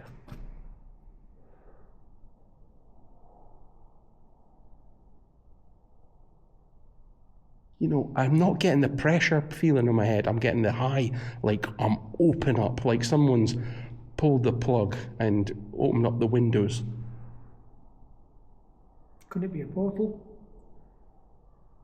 I just don't know. I tell you one thing. When we come out of here, I'm going to be taking the advice of my guru, as it were, and I'm going to be closing my protection. We should be protecting ourselves. Because some people believe when we're talking moths. So we've got lights, yeah. It's night. Some people believe when we're talking portals, that's the realm. That's where they come in and out of this realm. Yeah. To their realm. It's like an elevator to a certain extent of the gateway sort of thing into the realms. Could it be you picking up on that? This could be a portal. This could be a portal. You know, I don't know enough about. I know the concept of them, but I don't know enough. I've never come across one. Well, I should imagine that when it's a portal, it has an influx of energy. Right. Right here. This just feels like. Like you're getting high. Honestly, it just feels like if you were the Highlander, right. They just chop the head. With your sword, they pull off. Yeah, I keep walking through it, and it's so bizarre. Right, let's keep moving. We're not gonna go down through this way because I don't think it's that safe. I think we're best try and go around. We'll do the full in the dark. So we're gonna try and get down into here, hopefully. We'll see how far we can get. But yeah, do you not think? I've just got a feeling. I'm thinking about coffins.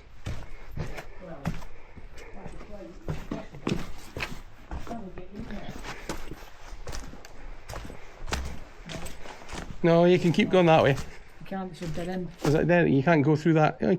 Yeah, you can jump through there. Go straight on. Oh, that doesn't go anywhere, does it? It's a closed room. Yeah. Okay, we've got to go round. You've got to go round this. Follow me. It's not that I lived here at one point. Maybe I did. I got your dad back in the day, wasn't it? Oh yeah. With all your badges. I'll guide you through. Oriented on the side. Back up in, there's the bats floating around the floor. I bet all the bats are underneath the building, hiding. Where are you going now? Yeah.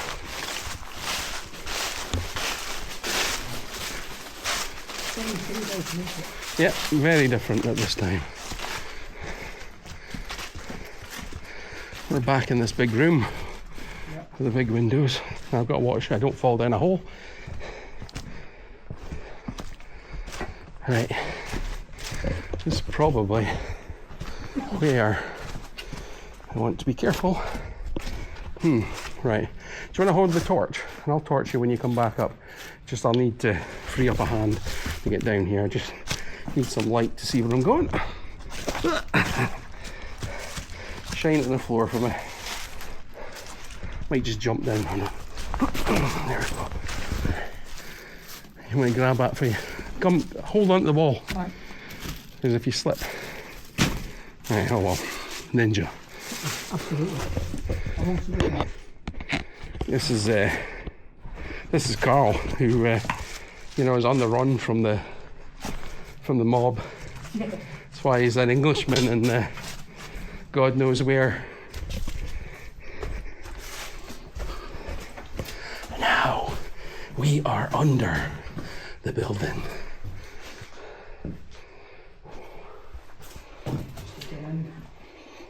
See, this is where, between 11 o'clock and 3, this is where you hear the screams. Okay.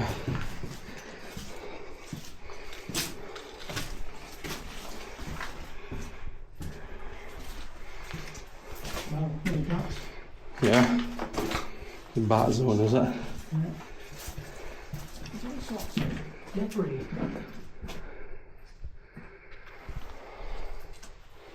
It'd just be light with your Was footing. it Carmichael House when we saw that nesting where we was underneath that nesting room, underneath the stairs?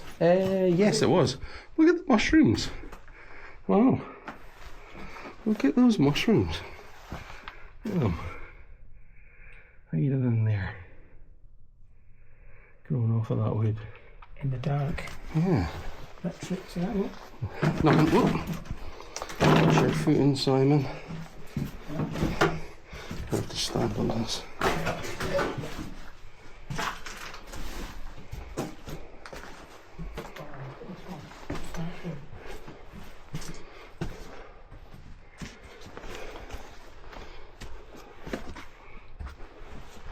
Ooh, look at this.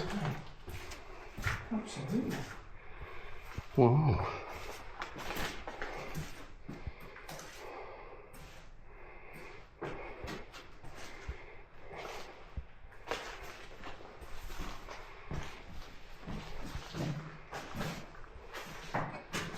It wouldn't surprise me as well if during the war that these were actually used as some sort of shelter, some air raid shelter. Yeah.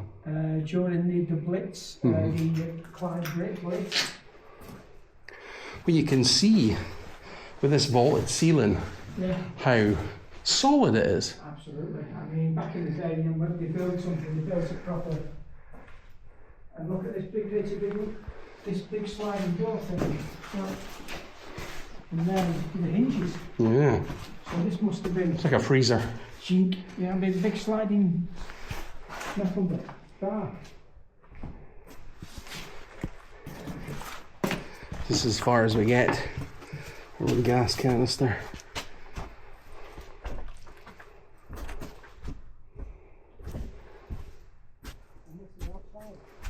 Yeah. We go back outside, is it?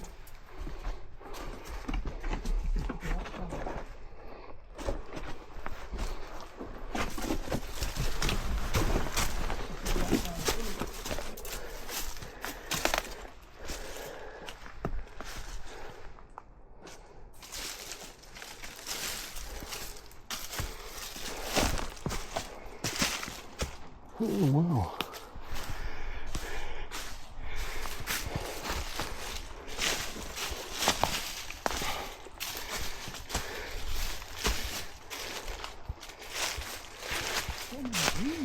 Yeah.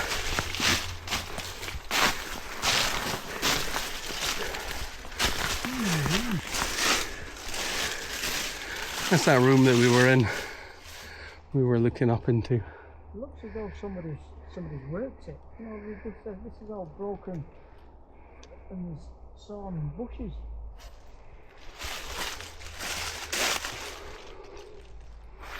Or whether they've just done that to stop people from getting in. Sort of barricade. Yeah.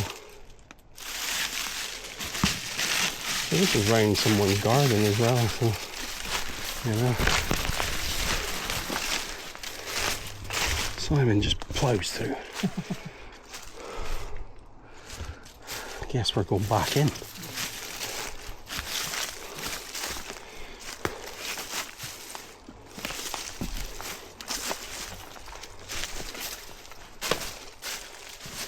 The nails.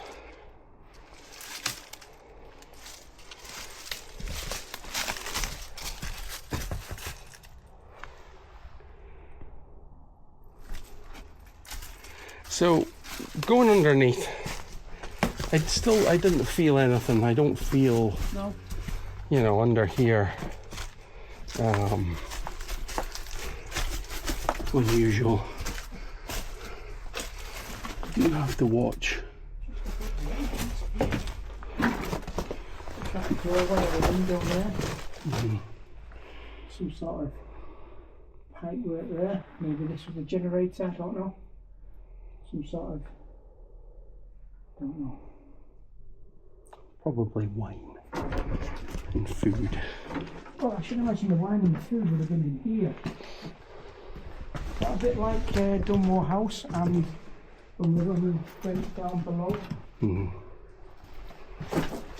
Heck. Yeah. Oh, that is ready to fall, be careful. Yeah. That's why I feel safer going round. Yeah.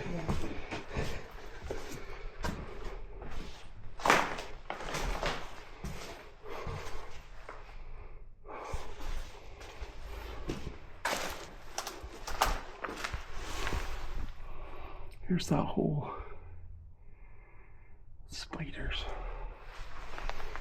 Lots of spiders.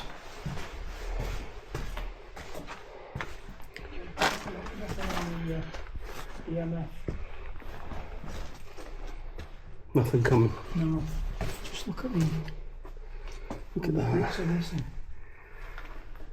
How some of these are just ready to fall. Yeah. That one. How some have fallen.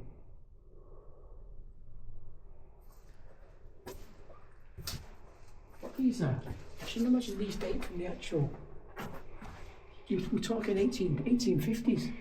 Well, you don't often pull out the basement, do you? But saying that, and whether this was the original part of Buchanan Castle, which dates from the 16th century, that the house was built on, well, the new castle was built on top of. Did you hear that? Yeah, a thud. I mean, I like to do that. What's it called? You can actually age the wood. Dodrendering, is it? Oh, right, okay. Can you make that thump again? Whoop. Whoop. That's a bat flying straight at me. Come on, son. God, I know you gee. It's only a bat. I know, but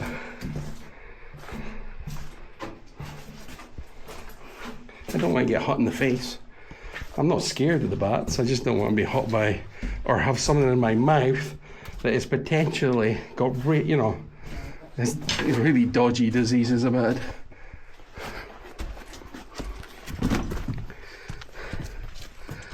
I don't know if I can get in there.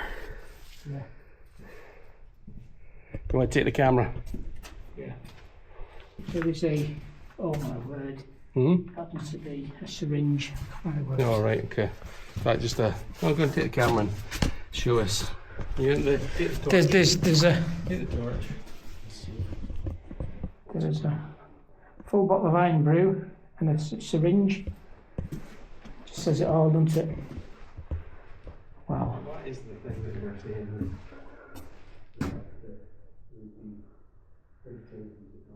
Yeah. Junkies come quite far out to take drugs in. Well, yeah. Why do junkies, like, you know, go all the way out to Wow. what's the name of the place? The place that's got the pineapple. What's the name of that place again? It's Dunmore House. One more house. So, someone was saying to me that in the evening, watching. All those bricks. Where are all those bricks from? Why did you go all the way out one more house?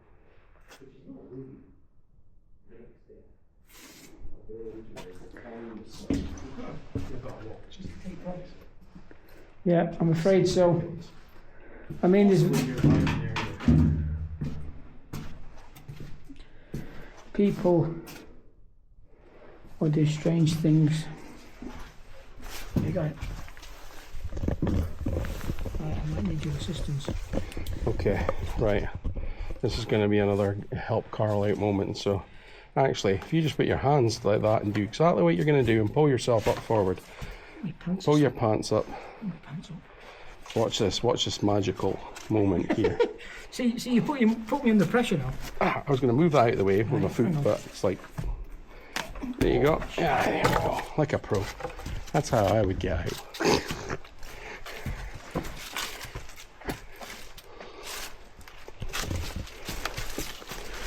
Well, this area is probably a little bit more dangerous, I think. Just got a feeling. And the footing is not as safe.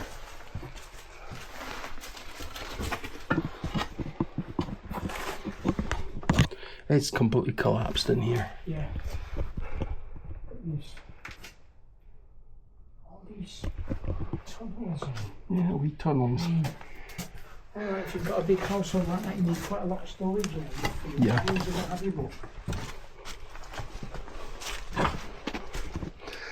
I wonder if possibly, you know, whatever's collapsed or what areas you can't get into under here, whether there's any coffins.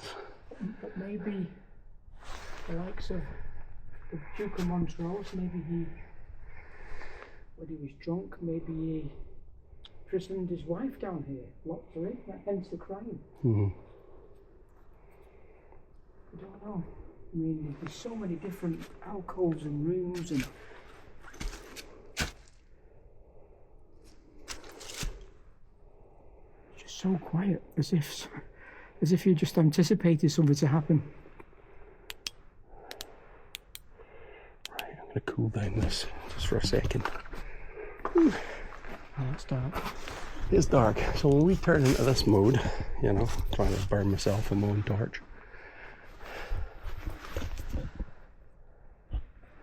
this is how dark it really is. Let's just try and be as quiet as possible. Like geese. Let me do something Mm-hmm. that Yvette Fielding does. The most haunted. Copy me!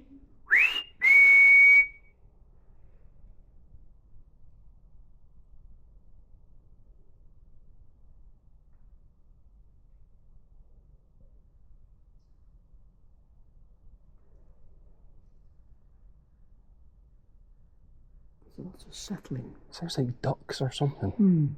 Geese quacking away. Probably in the air, flying, emigrating. Is the lady of the house still here? I'm just anticipating something to happen.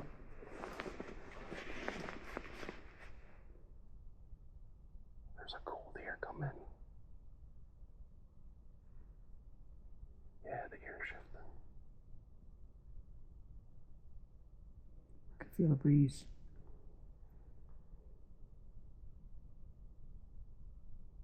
Are you here with us now?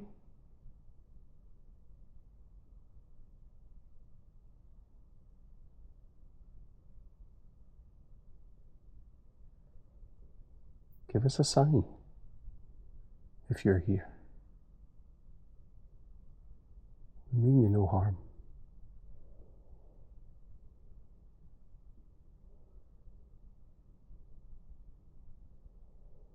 We mean nothing but respect, good lady.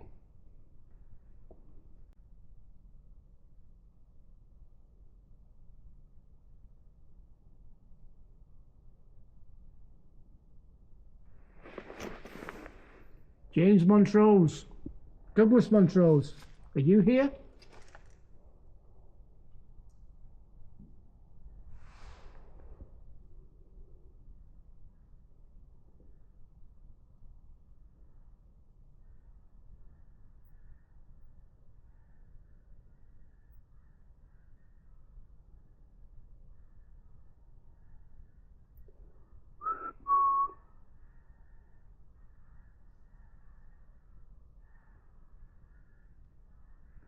See, because my eyes are getting used to the dark, Yeah. I've got you there's like things glinting across. This is where night vision would come in handy, folks.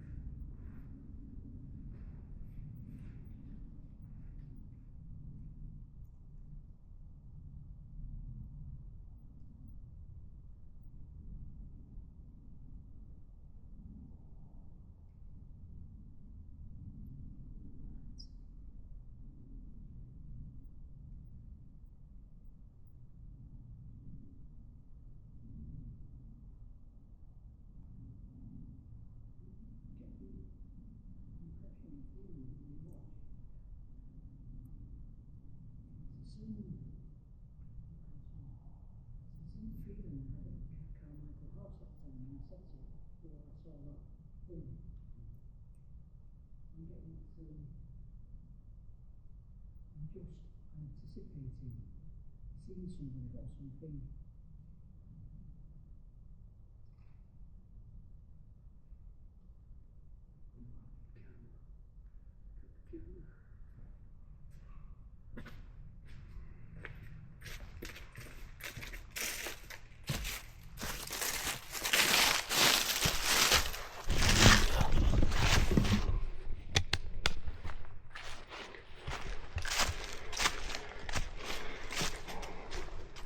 So we were just saying that, you know, we just kind of just get the impression that we might feel like we're being watched. Yeah. And the same sort of thing, like I said to you, as Carmichael House, I'm anticipating now seeing something because I'm not sure somebody's looking at me. Do you smell burnt wood? No. I keep smelling like a fire. Really? You know, it's the sort of thing that I would smell in a building that's been on fire. Where's that? Smoky smell. So coming from a torch as it heats up. All these fireplaces, maybe it's residual. So quiet.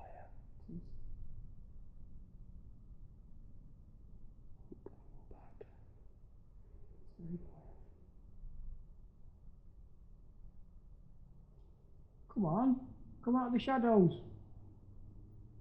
I know you can see us.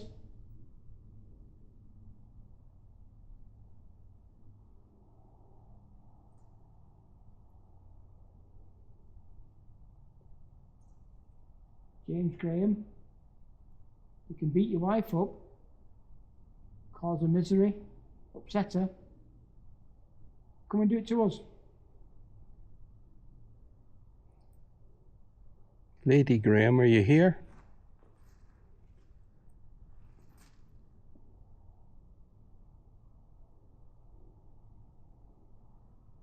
We're here to save you from your husband.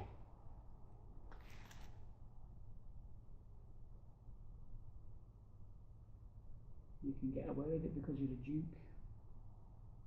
You can just brush it under the carpet. The servants won't say anything. You abuse your wife mentally, physically. Make her cry.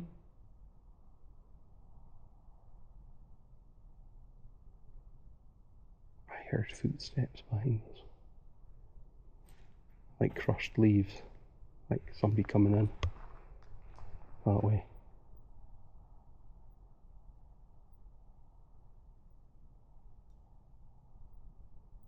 Could be an animal.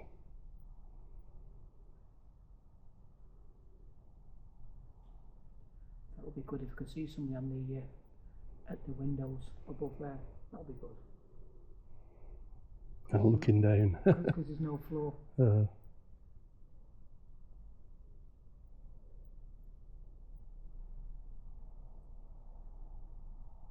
It's a jet. I'm presuming it's a car, is it? No. That sounded like a jet plane. I thought it was going to fly over. Just for a second. Then you can hear that noise. I've only ever heard that noise over the castle. Edinburgh Castle. When they have the flyovers, it's that sound. You need to go there, mate. Edinburgh Castle, it's not your doorstep. Yeah, I need to go in there when it's a quieter day and then have a wander around. Is it open all year or is it closing shortly? I actually don't know.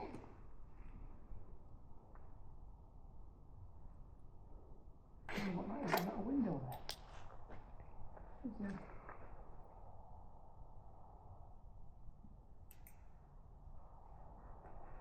I've never known a building with so many windows and fireplaces.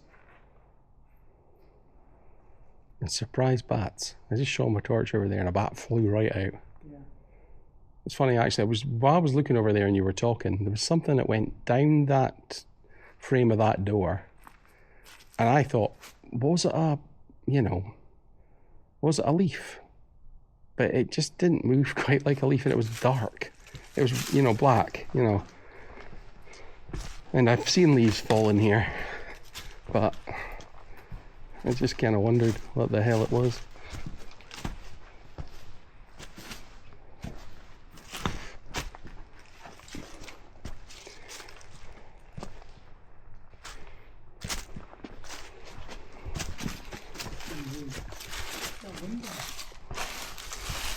No, I'd say this looks more like a... Oh.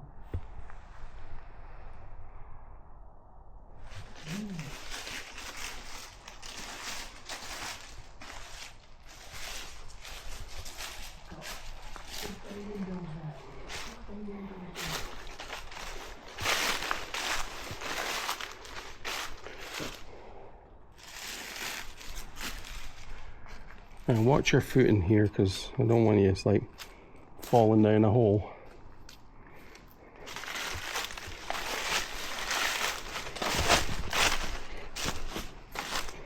Somebody's drive, isn't it? They've lit up their drive there. Yeah. And that's that entrance we were looking at before. Yeah. So they're like, oi, you! Get out of there! Well, you have been known, people doing investigations here have been known to light up the place and the local residents have phoned the police. Yep. Yeah. Maybe not the greatest idea with me and my torch, yeah. You see a tower out the top there? Yeah, right up there. Yeah, this big tree there growing in the middle.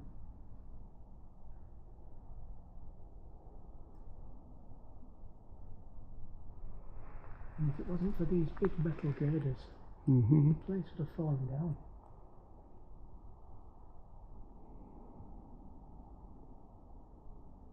They're the only thing that's holding this place up, isn't it?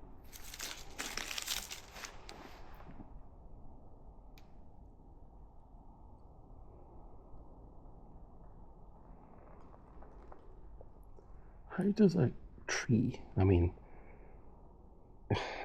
just grow in the middle of this room? How did they stop it growing in the middle of this room the whole time? Obviously,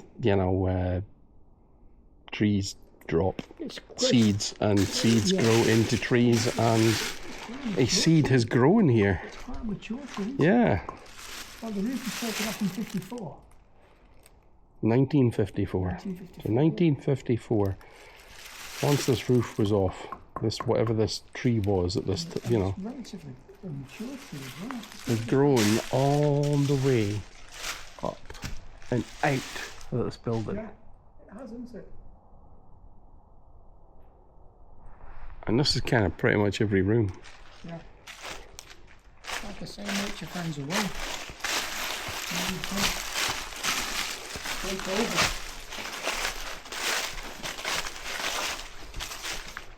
Another one. Look at this one. And it's grown and then it's vined. And it's probably taken out bits of the building. And it's holding some of the building together as well, probably. Got the tree there on the end. And one there through the roof. What size of that one? There's literally big trees in the whole of this building.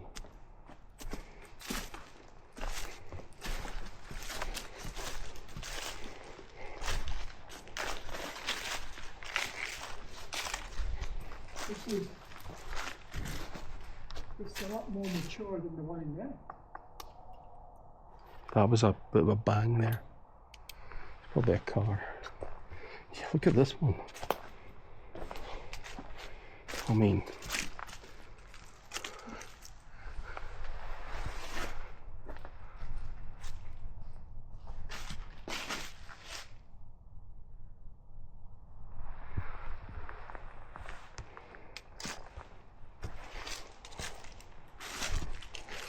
I thought that was a tree, but it's not. It's like the window.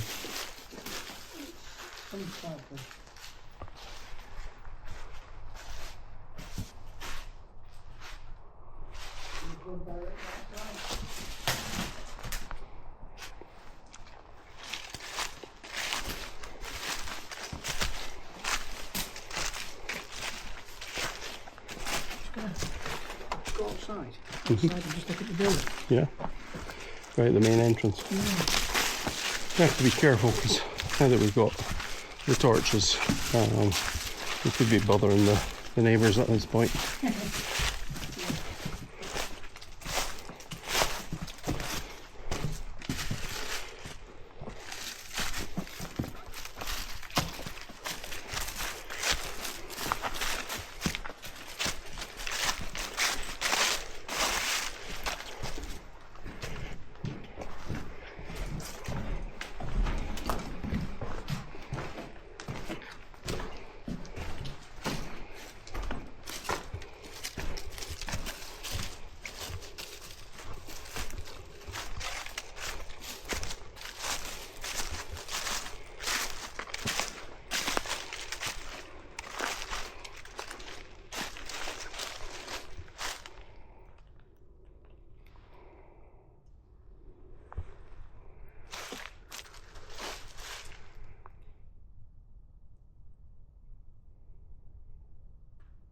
No, I have got a feeling that someone's watching me.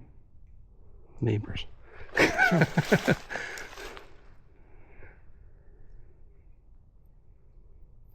interested in some.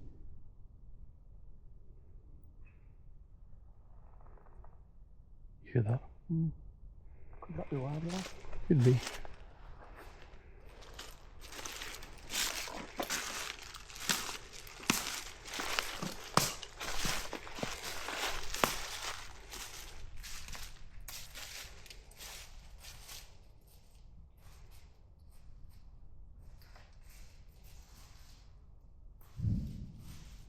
The hell was that?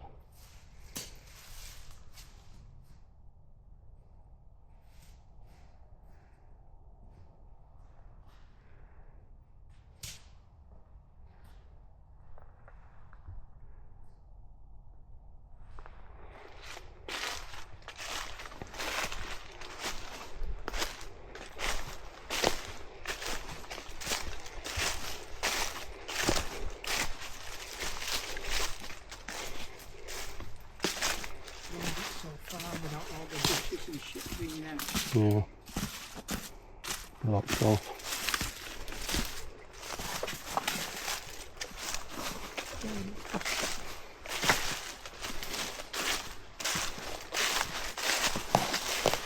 I always try and, you know, when you put your place like this off, alright, I've got a picture of it now, anyway. I always try to do something like this, doing this. I always try to visualise what it's like in its heyday. Yeah. You know, with the doorway and the windows, the big bay windows. Anybody coming to view this for the first time, you've got to make a statement, haven't you? You're the Duke of Montrose. Anybody coming from down south to visit you, you need to make a statement. You need to show them that this is me, this is what I am, this is what I can afford. Show off. This is my home.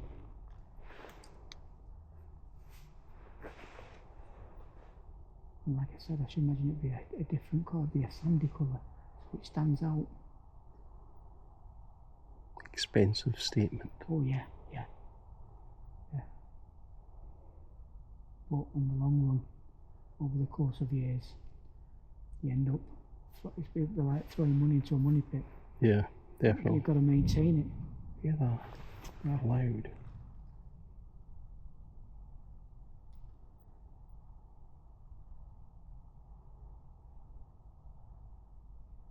them fireplaces. On them rooms to keep warm.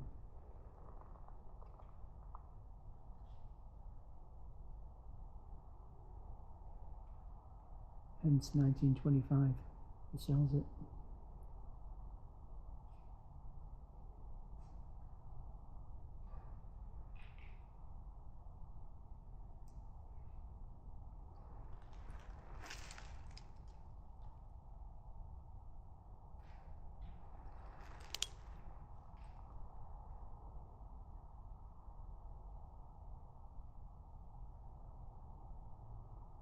Could be somebody that won't make evidence. Could have been it's just somebody walking a dog maybe. Look how forbidding that looks. See, because you can't see in the dark, your eyes start making up images and things. It's a form of pareidolia.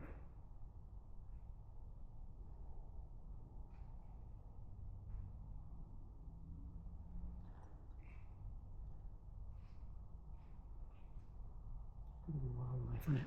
Yeah, could be a squirrel. Yeah. On the big feet. It's a big fucking squirrel. Yeah. Maybe Sasquatches up there.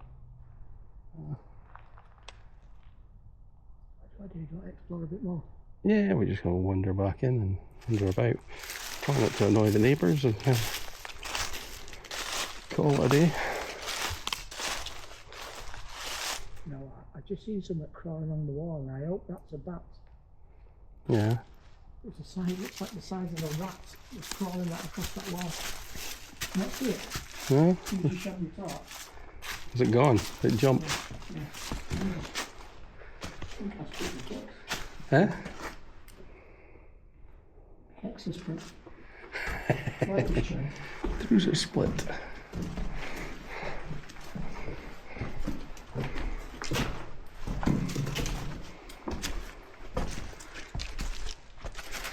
There's a crawling creature. Huh? Where did you see the crawling creature? Probably a bat. Not as big as a rat, but it's crawled on the wall.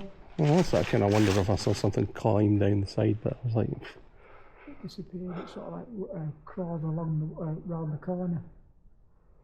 dark spirits.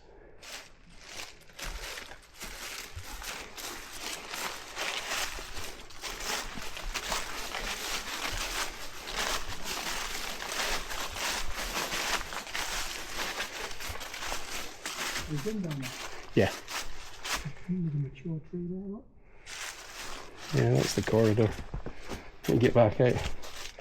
Oh, it's no, it's the other place. Corridor's there.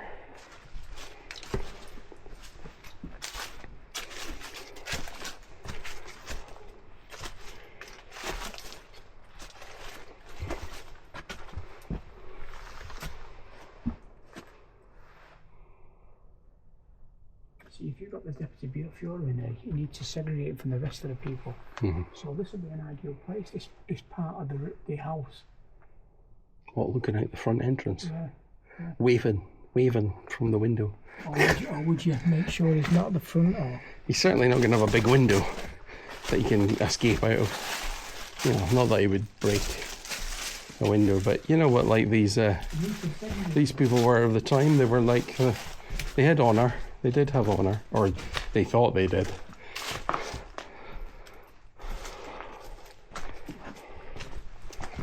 Like saying, I'm handing myself in, and you have accords because you're Englishmen, and you're going to look after me, and everything's going to be okay. Nah, I don't think so, mate. But why did he hand himself in? What was his motive? What was his motive? He knew that he was backing the wrong horse and thought he could get out of what he was doing, you know? Did Hitler know about it? Probably. Somebody would have informed him. Did he You know? Lots of German spies floating around, you know?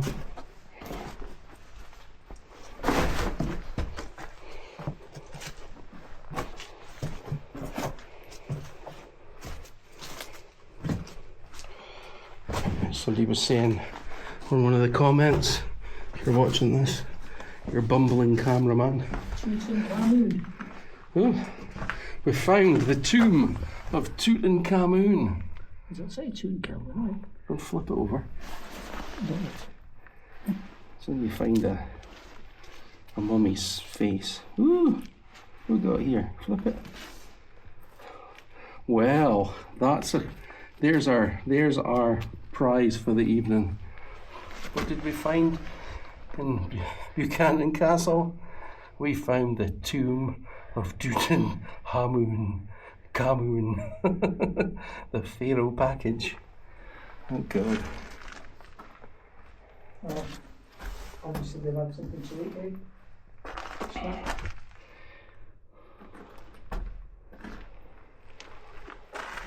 Quick snack. And the spa just down the road. Yeah, Spa, Tutankhamun, and a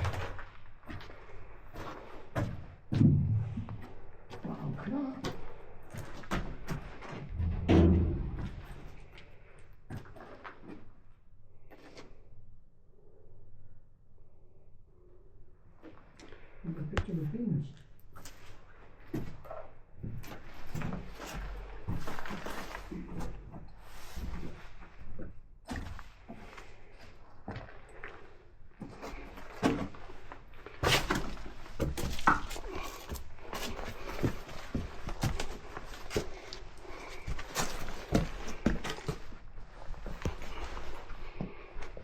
Lots of pipes, holes in the walls.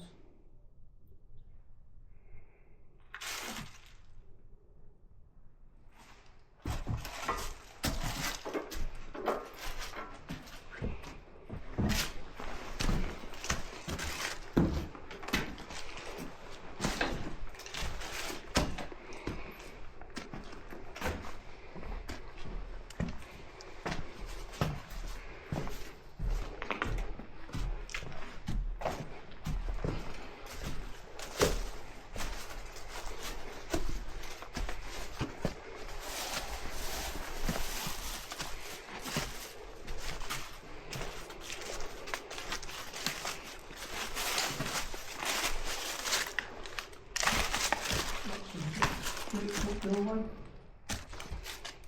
One place. Around here. it's like one of those cupboards. I've had one of them in a few of the flats in Edinburgh. A few of these alcoves in a few of the flats in Edinburgh.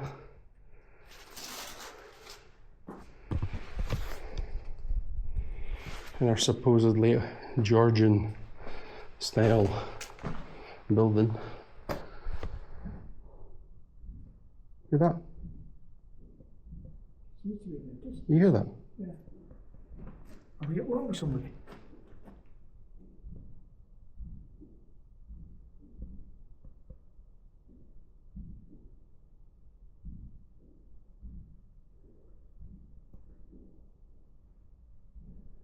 Could we be in a time slip and we're going through residual energy of the Blitz?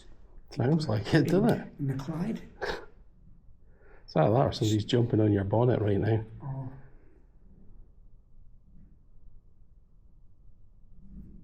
something they experienced in the 40s?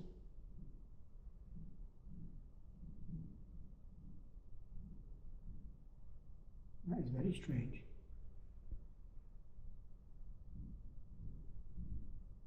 It sounds like gunfire. It sounds Doesn't it? like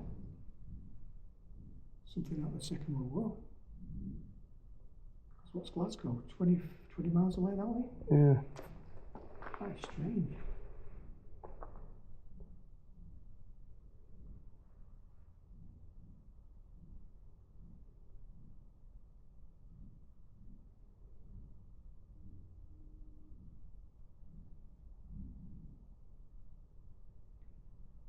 Doesn't sound just like, if it is a gun, one gun, it sounds like several. Yeah, sounds like gun emplacements. Yeah. And you've got one just down the road at some Mud Dog. The one you Yeah, like. that's what I was thinking. It's that area where, you know, where the guns were. Hypothetical question. Is it possible that because we're in a building that was experienced things like that, could it be because we're inside the building, we're experiencing it as well as? Is it possible? Or is it hypothetical? I don't know. If we get out of this building and let's just distance ourselves away from this building, will we still hear it? I wonder.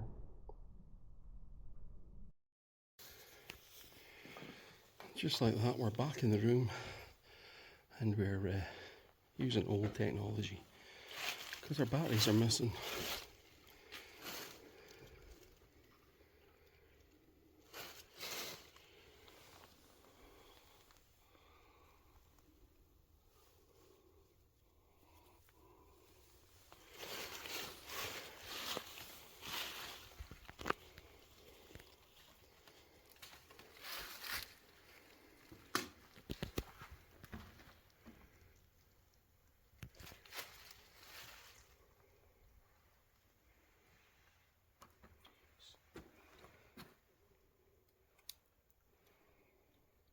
Still see the plaster on the wall.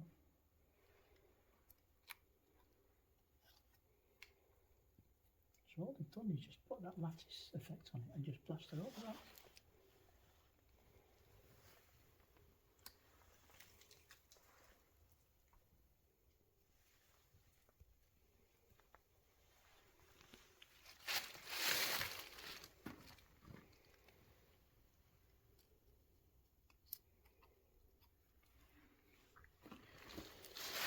Oh.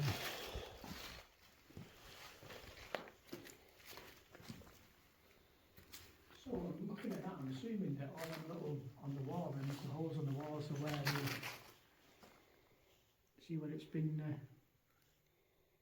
fixed to the wall. And of course they've plastered over that.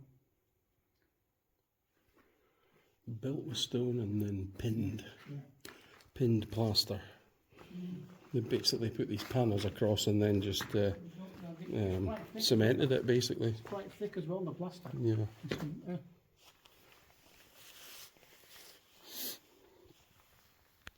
Look how they put a brick behind that to hold it. You got the. No, I don't think this is the original paint, but somebody's painted down there. Well, hey, look at that. See that there? See the crisscross? Yeah. The crisscross. Yeah.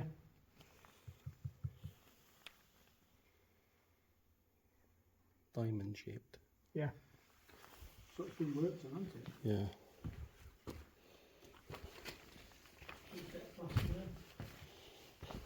And a big gaping hole to hell. Yeah.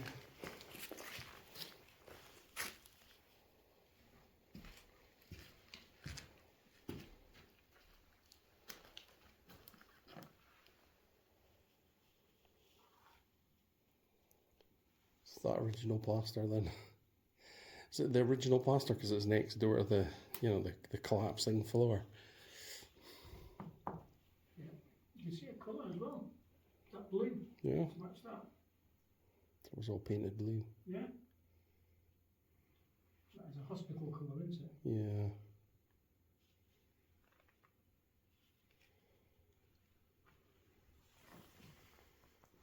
And do not slip. Don't walk backwards.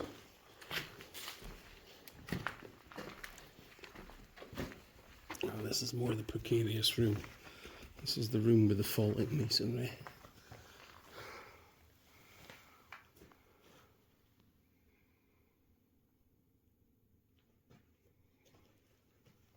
This one's green. You see the green?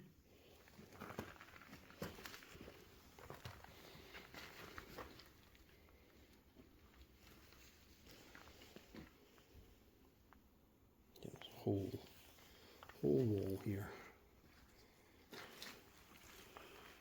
with the diamond shape on it. Oh, it's like they've scored it. Yeah. Put it on and scored it, and then something else probably went on top of it. Probably paper. Or even another layer of plaster. Yeah, there does look like there's another layer. Oh well. These holes, I wonder if these are holes for the bells, for the maybe servants or something, or That's electrical, that. Yeah. So that's behind the plaster. Yep. Are we talking Victorian?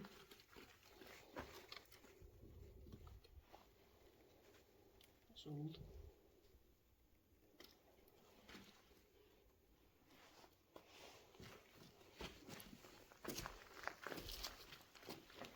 The board at the top there is open to the border.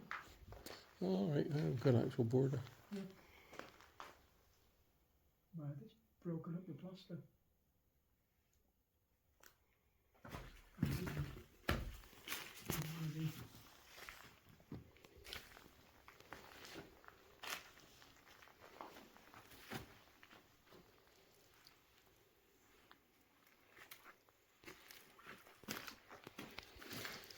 Simon and Karl, building inspectors. Yeah.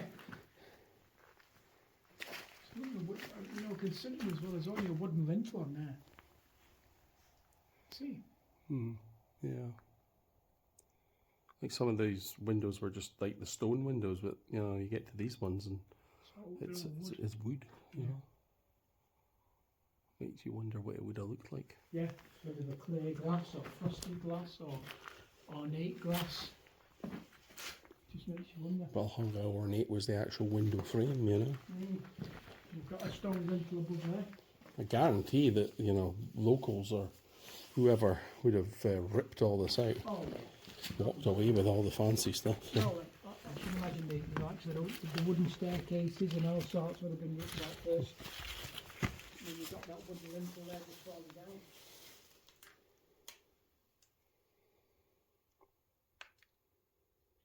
I think that's amazing. You've still got the tiles.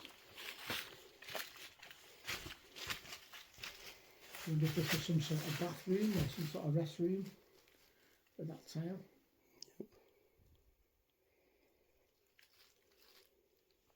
Because you've got the greens there. It's the fact that you've got something that looks like there could have been the toilet here. Yeah. Somebody's broken it.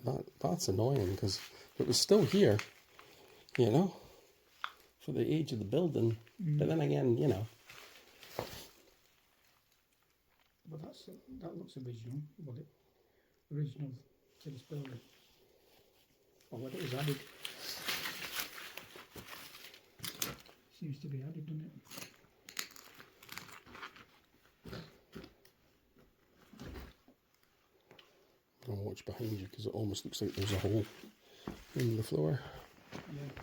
Yep, there's a hole in the floor with a big spider.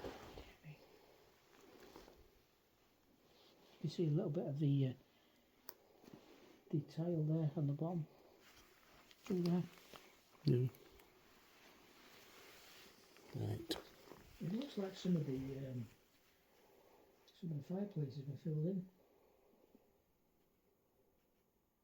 Well, that's quite typical. You know, you see that the angle with the slot at the bottom. That's a certain type of period fireplace. I've seen these before in certain buildings. Yeah, this angle. You know, like this angle with a slot at the bottom. Or the slot or a little curve at the bottom. Maybe it would be a lot wider at the bottom, but All the same, you can't be getting much heat out of that then.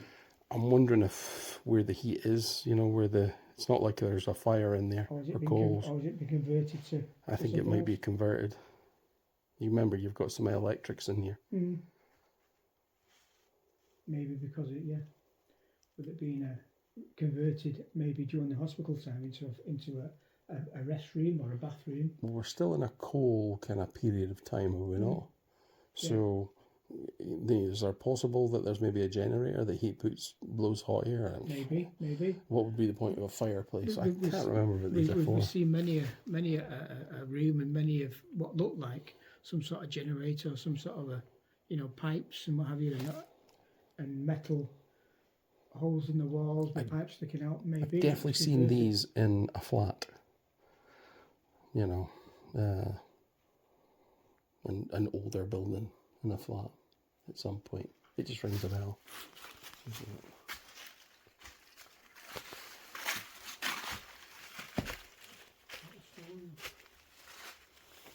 like it. is ready to fall. Yeah, that is definitely ready to fall.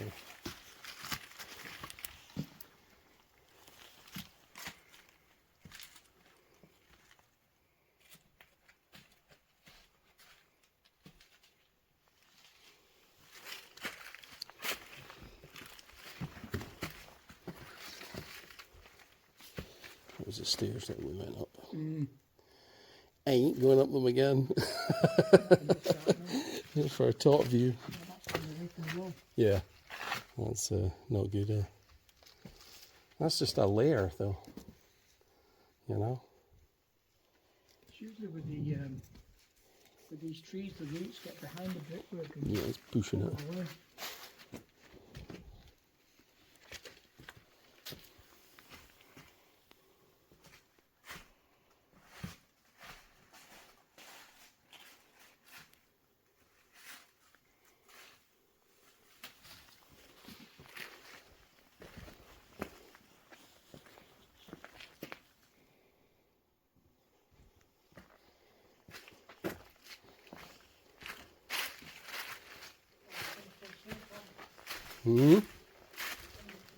Yeah, pretty much.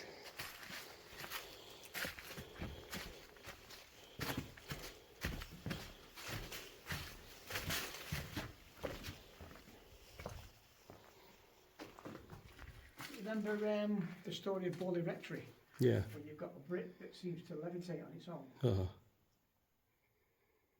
Common brick, levitate. Power of your mind. Blinking there. But you got an early 1930s black and white photo of it actually in the air, and people believe that Harry Price actually threw it up in the air and took a picture. All right. Now, what I imagine here is this hallway, this not being here, this being a hall that goes to there and then goes to the other end with it. But imagine this corner, walking in this corner with those big windows, right? So depending whether they were just glass windows, if they'd been coloured windows, this would have been a very interesting kind of room to come around a corner in, you know? Well, you've got a floor above you, haven't you? Yeah, well, yeah. I mean, that's covered, and this is just feels like one of these big walking corridors. You'd walk around, and you know, like there'd be like big paintings on the walls here, and tapestries and whatnot. yeah, to walk into this area at the back. Yeah. It depends what this area was for, but it's just unusual that you'd have the window here. You know, a big elaborate window. It's just bringing it out into the building, isn't it? Yeah. But with your walk, taking a walk because you're near the main entrance here, aren't you? Here's that noise again. I think it's fireworks. World War II guns at Muddock, or the battery, just outside of Muddock Country Park. Oh, that was the thump. Hear it again? Hello? Can you thump again?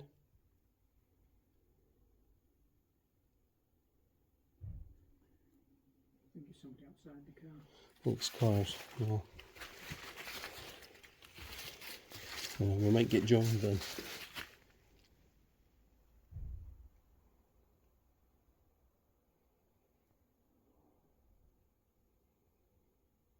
Could be the cops.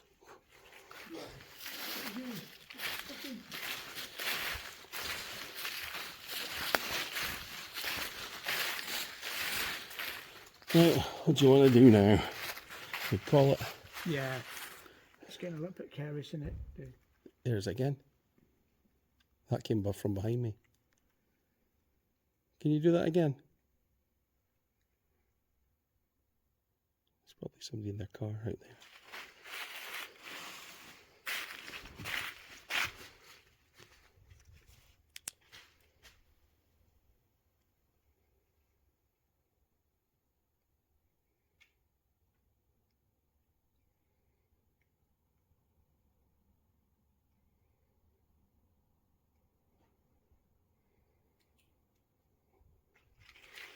Something like something on me.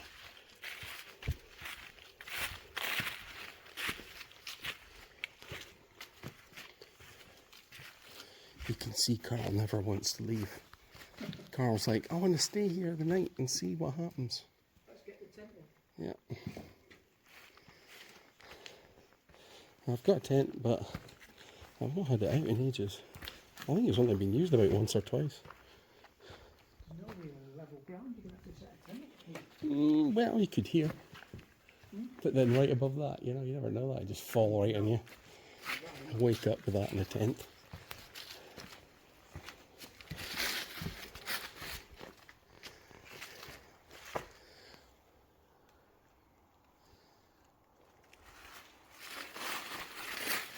Let's walk.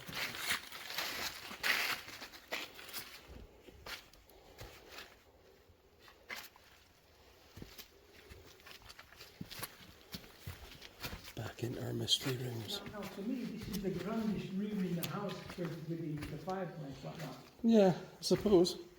So if you're ever going to, like I said, that story about the nurse, maybe this was the actual room.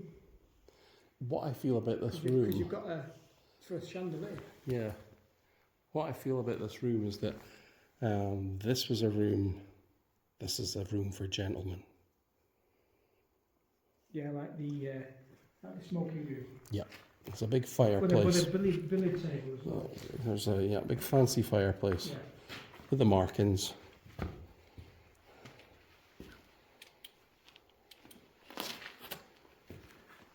Billiard table, playing billiards.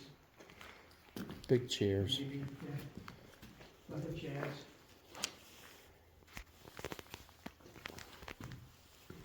See the colours.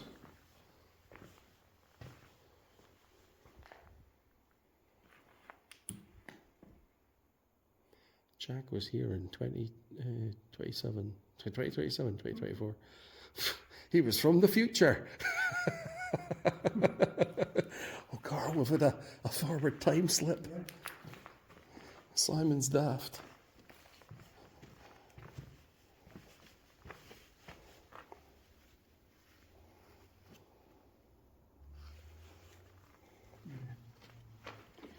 Yes, so yeah, I'm thinking this is could be the gentleman's room. The smoking room. It's interesting that it's green.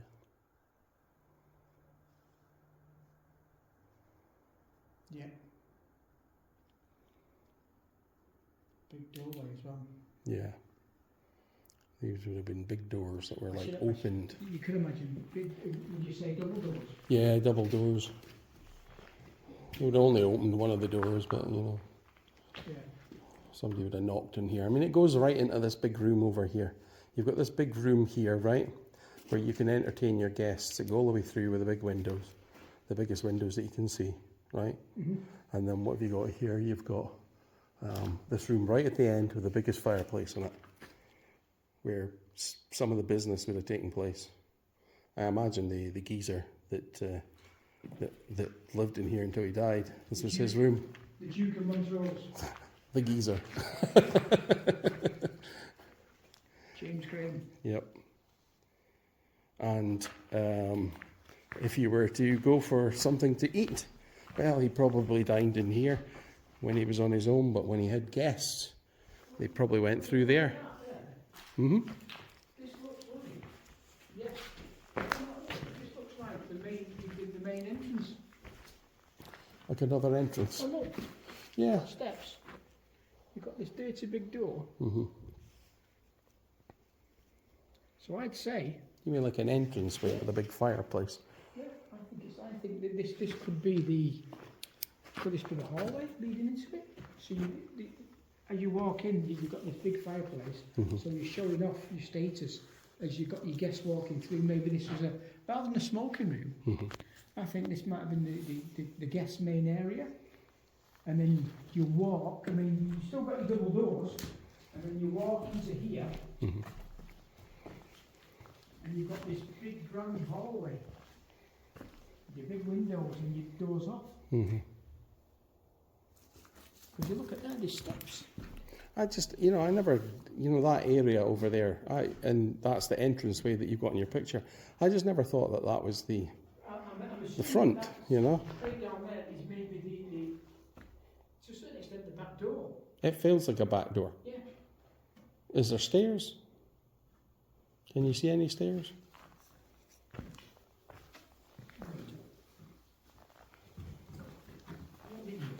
Be careful. Yeah, there's a set of stairs. Just look at this. Look at this, Simon. Oh no. Can you back? Can you get through? Keep my leg over. Ooh, it's a drop.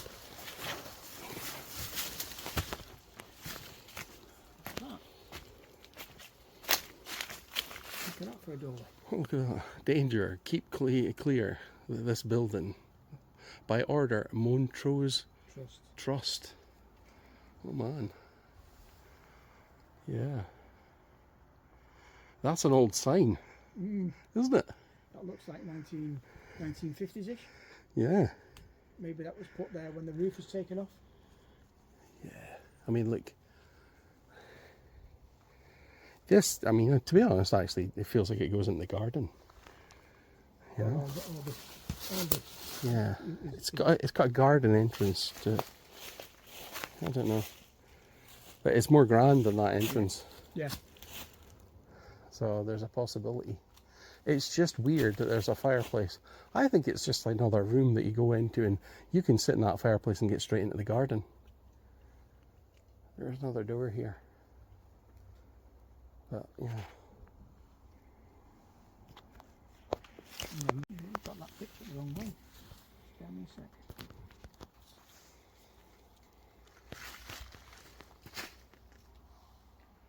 Try and get my bearings. Just switch this off for the time being. Put that in there. What's that? What's that? Look right there. See that light? That's the, Look at the light. No. Turn your camera off. See the light? Hmm? What's that? Two little lights. where? Right there. Oh, See? just there. Yeah. Oh yeah. What is that? I don't know.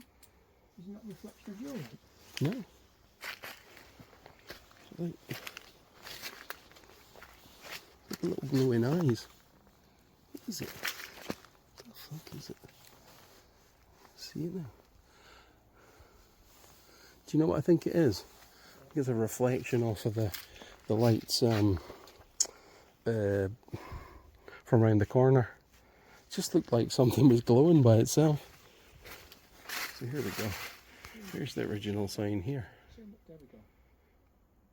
Too much shite on it. It's just the back door. No, this is the main end. Are we looking at that? Do you think? I think so. It does look. Nah. No, actually. Hold on. I don't see this bit. What? You know, this bit here. No. Doesn't look like it. No, I think that's the area that we're out the back. Do you think do you think where it was originally on the back? Yeah. That, what we said is the back. Is that? Oh, well, actually, where's the corner? That's. Yeah, see, where's the corner? Oh, I'm confused now. Maybe it is. You see these two bits here, and then you see this bit. Would you say that's Yeah, that? quite possibly. I think maybe Say this that's is. Yeah, that. this is the. Yeah, this looks more like it. You know, because look at this, or, you know.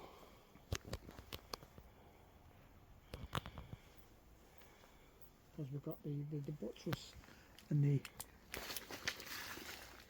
I'm looking at that and that. The sides stick out there. Look, the buttress is there. Yeah. There, which is them two. Mhm. Yep. It's hard to. Yeah, and you can see the angle. Yeah, and then you've got the crest, which is further up there. So that would be past. We wouldn't be able to see it. And you've got a window. Then you've got the two. Turrets. Yeah.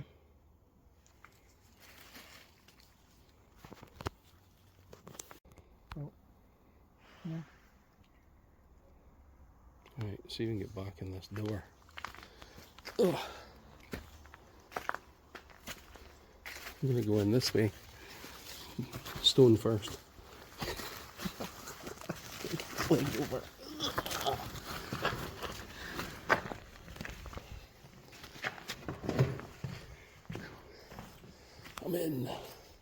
So this is the main entrance.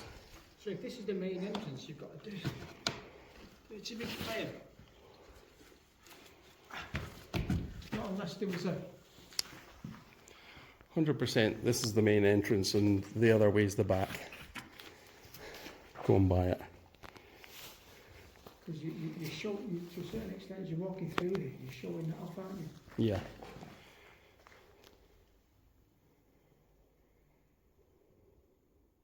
And then you walk into the building. Should it, like you say, double doors maybe? The servants open the double doors and you walk through. It's all grand. And that's the level there. And that goes off and then you can go through there and go to the Where we were just big in room. that room, yeah. Like a dining room, I think. Yeah. So maybe that was the grand room. Mm-hmm. And this was obviously a floor that's all collapsed, unfortunately. And that's your cellars. Mm-hmm. And there's so many rooms though.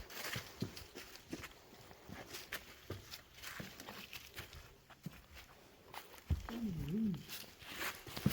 Now, are we calling it? Yeah. I'm wearing out.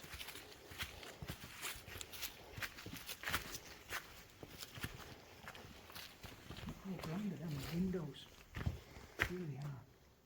You've still got the wooden lintel at the top. Yep.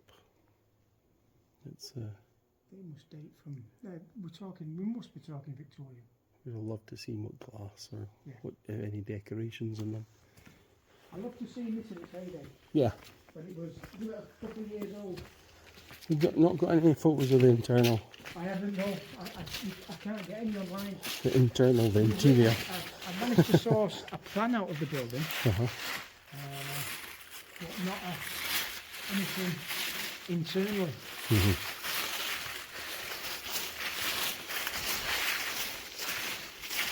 Not even when it was a hospital.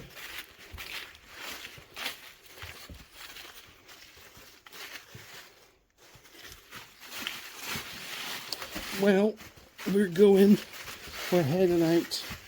You had your chance to speak to us if you were here. Yeah. We're going to leave you to your peace and quiet.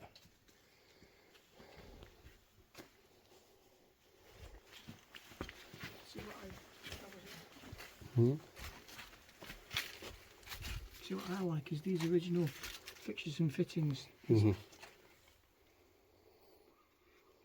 What were they for? Oh, that was just to keep probably for the wall, wasn't it? The old blocks.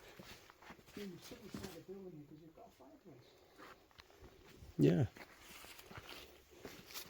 It's funny, you've got a fireplace, and then you must get down to the actual floor level here. And then you look over here, you've got a window. You've got a little fireplace there. So you've got a level.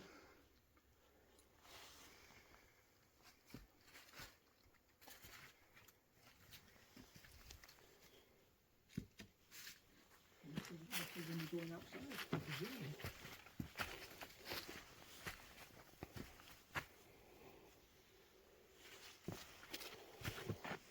I'd like to find out where them grades are. I really would.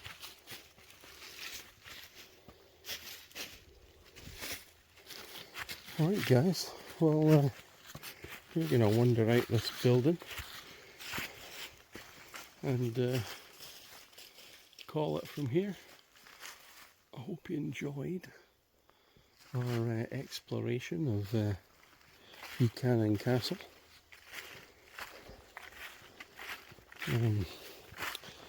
Like and subscribe and all that jazz. Take the piss out of us in the comments below. Tell us if there's anything we could improve or what you enjoyed. Hopefully we covered all angles. It's some building. It's a bit of a maze, to be honest. It is. But yeah, great fun to wander about. Not so precarious as I thought at night. But yeah, we're a bit hardened to it, so we we'd survive. Apart from Karl, it's got a big hole in his trousers now. Yeah. But I'll leave you here and so you exit out the hole in the fence, and I'll catch you on the next adventure. See you later.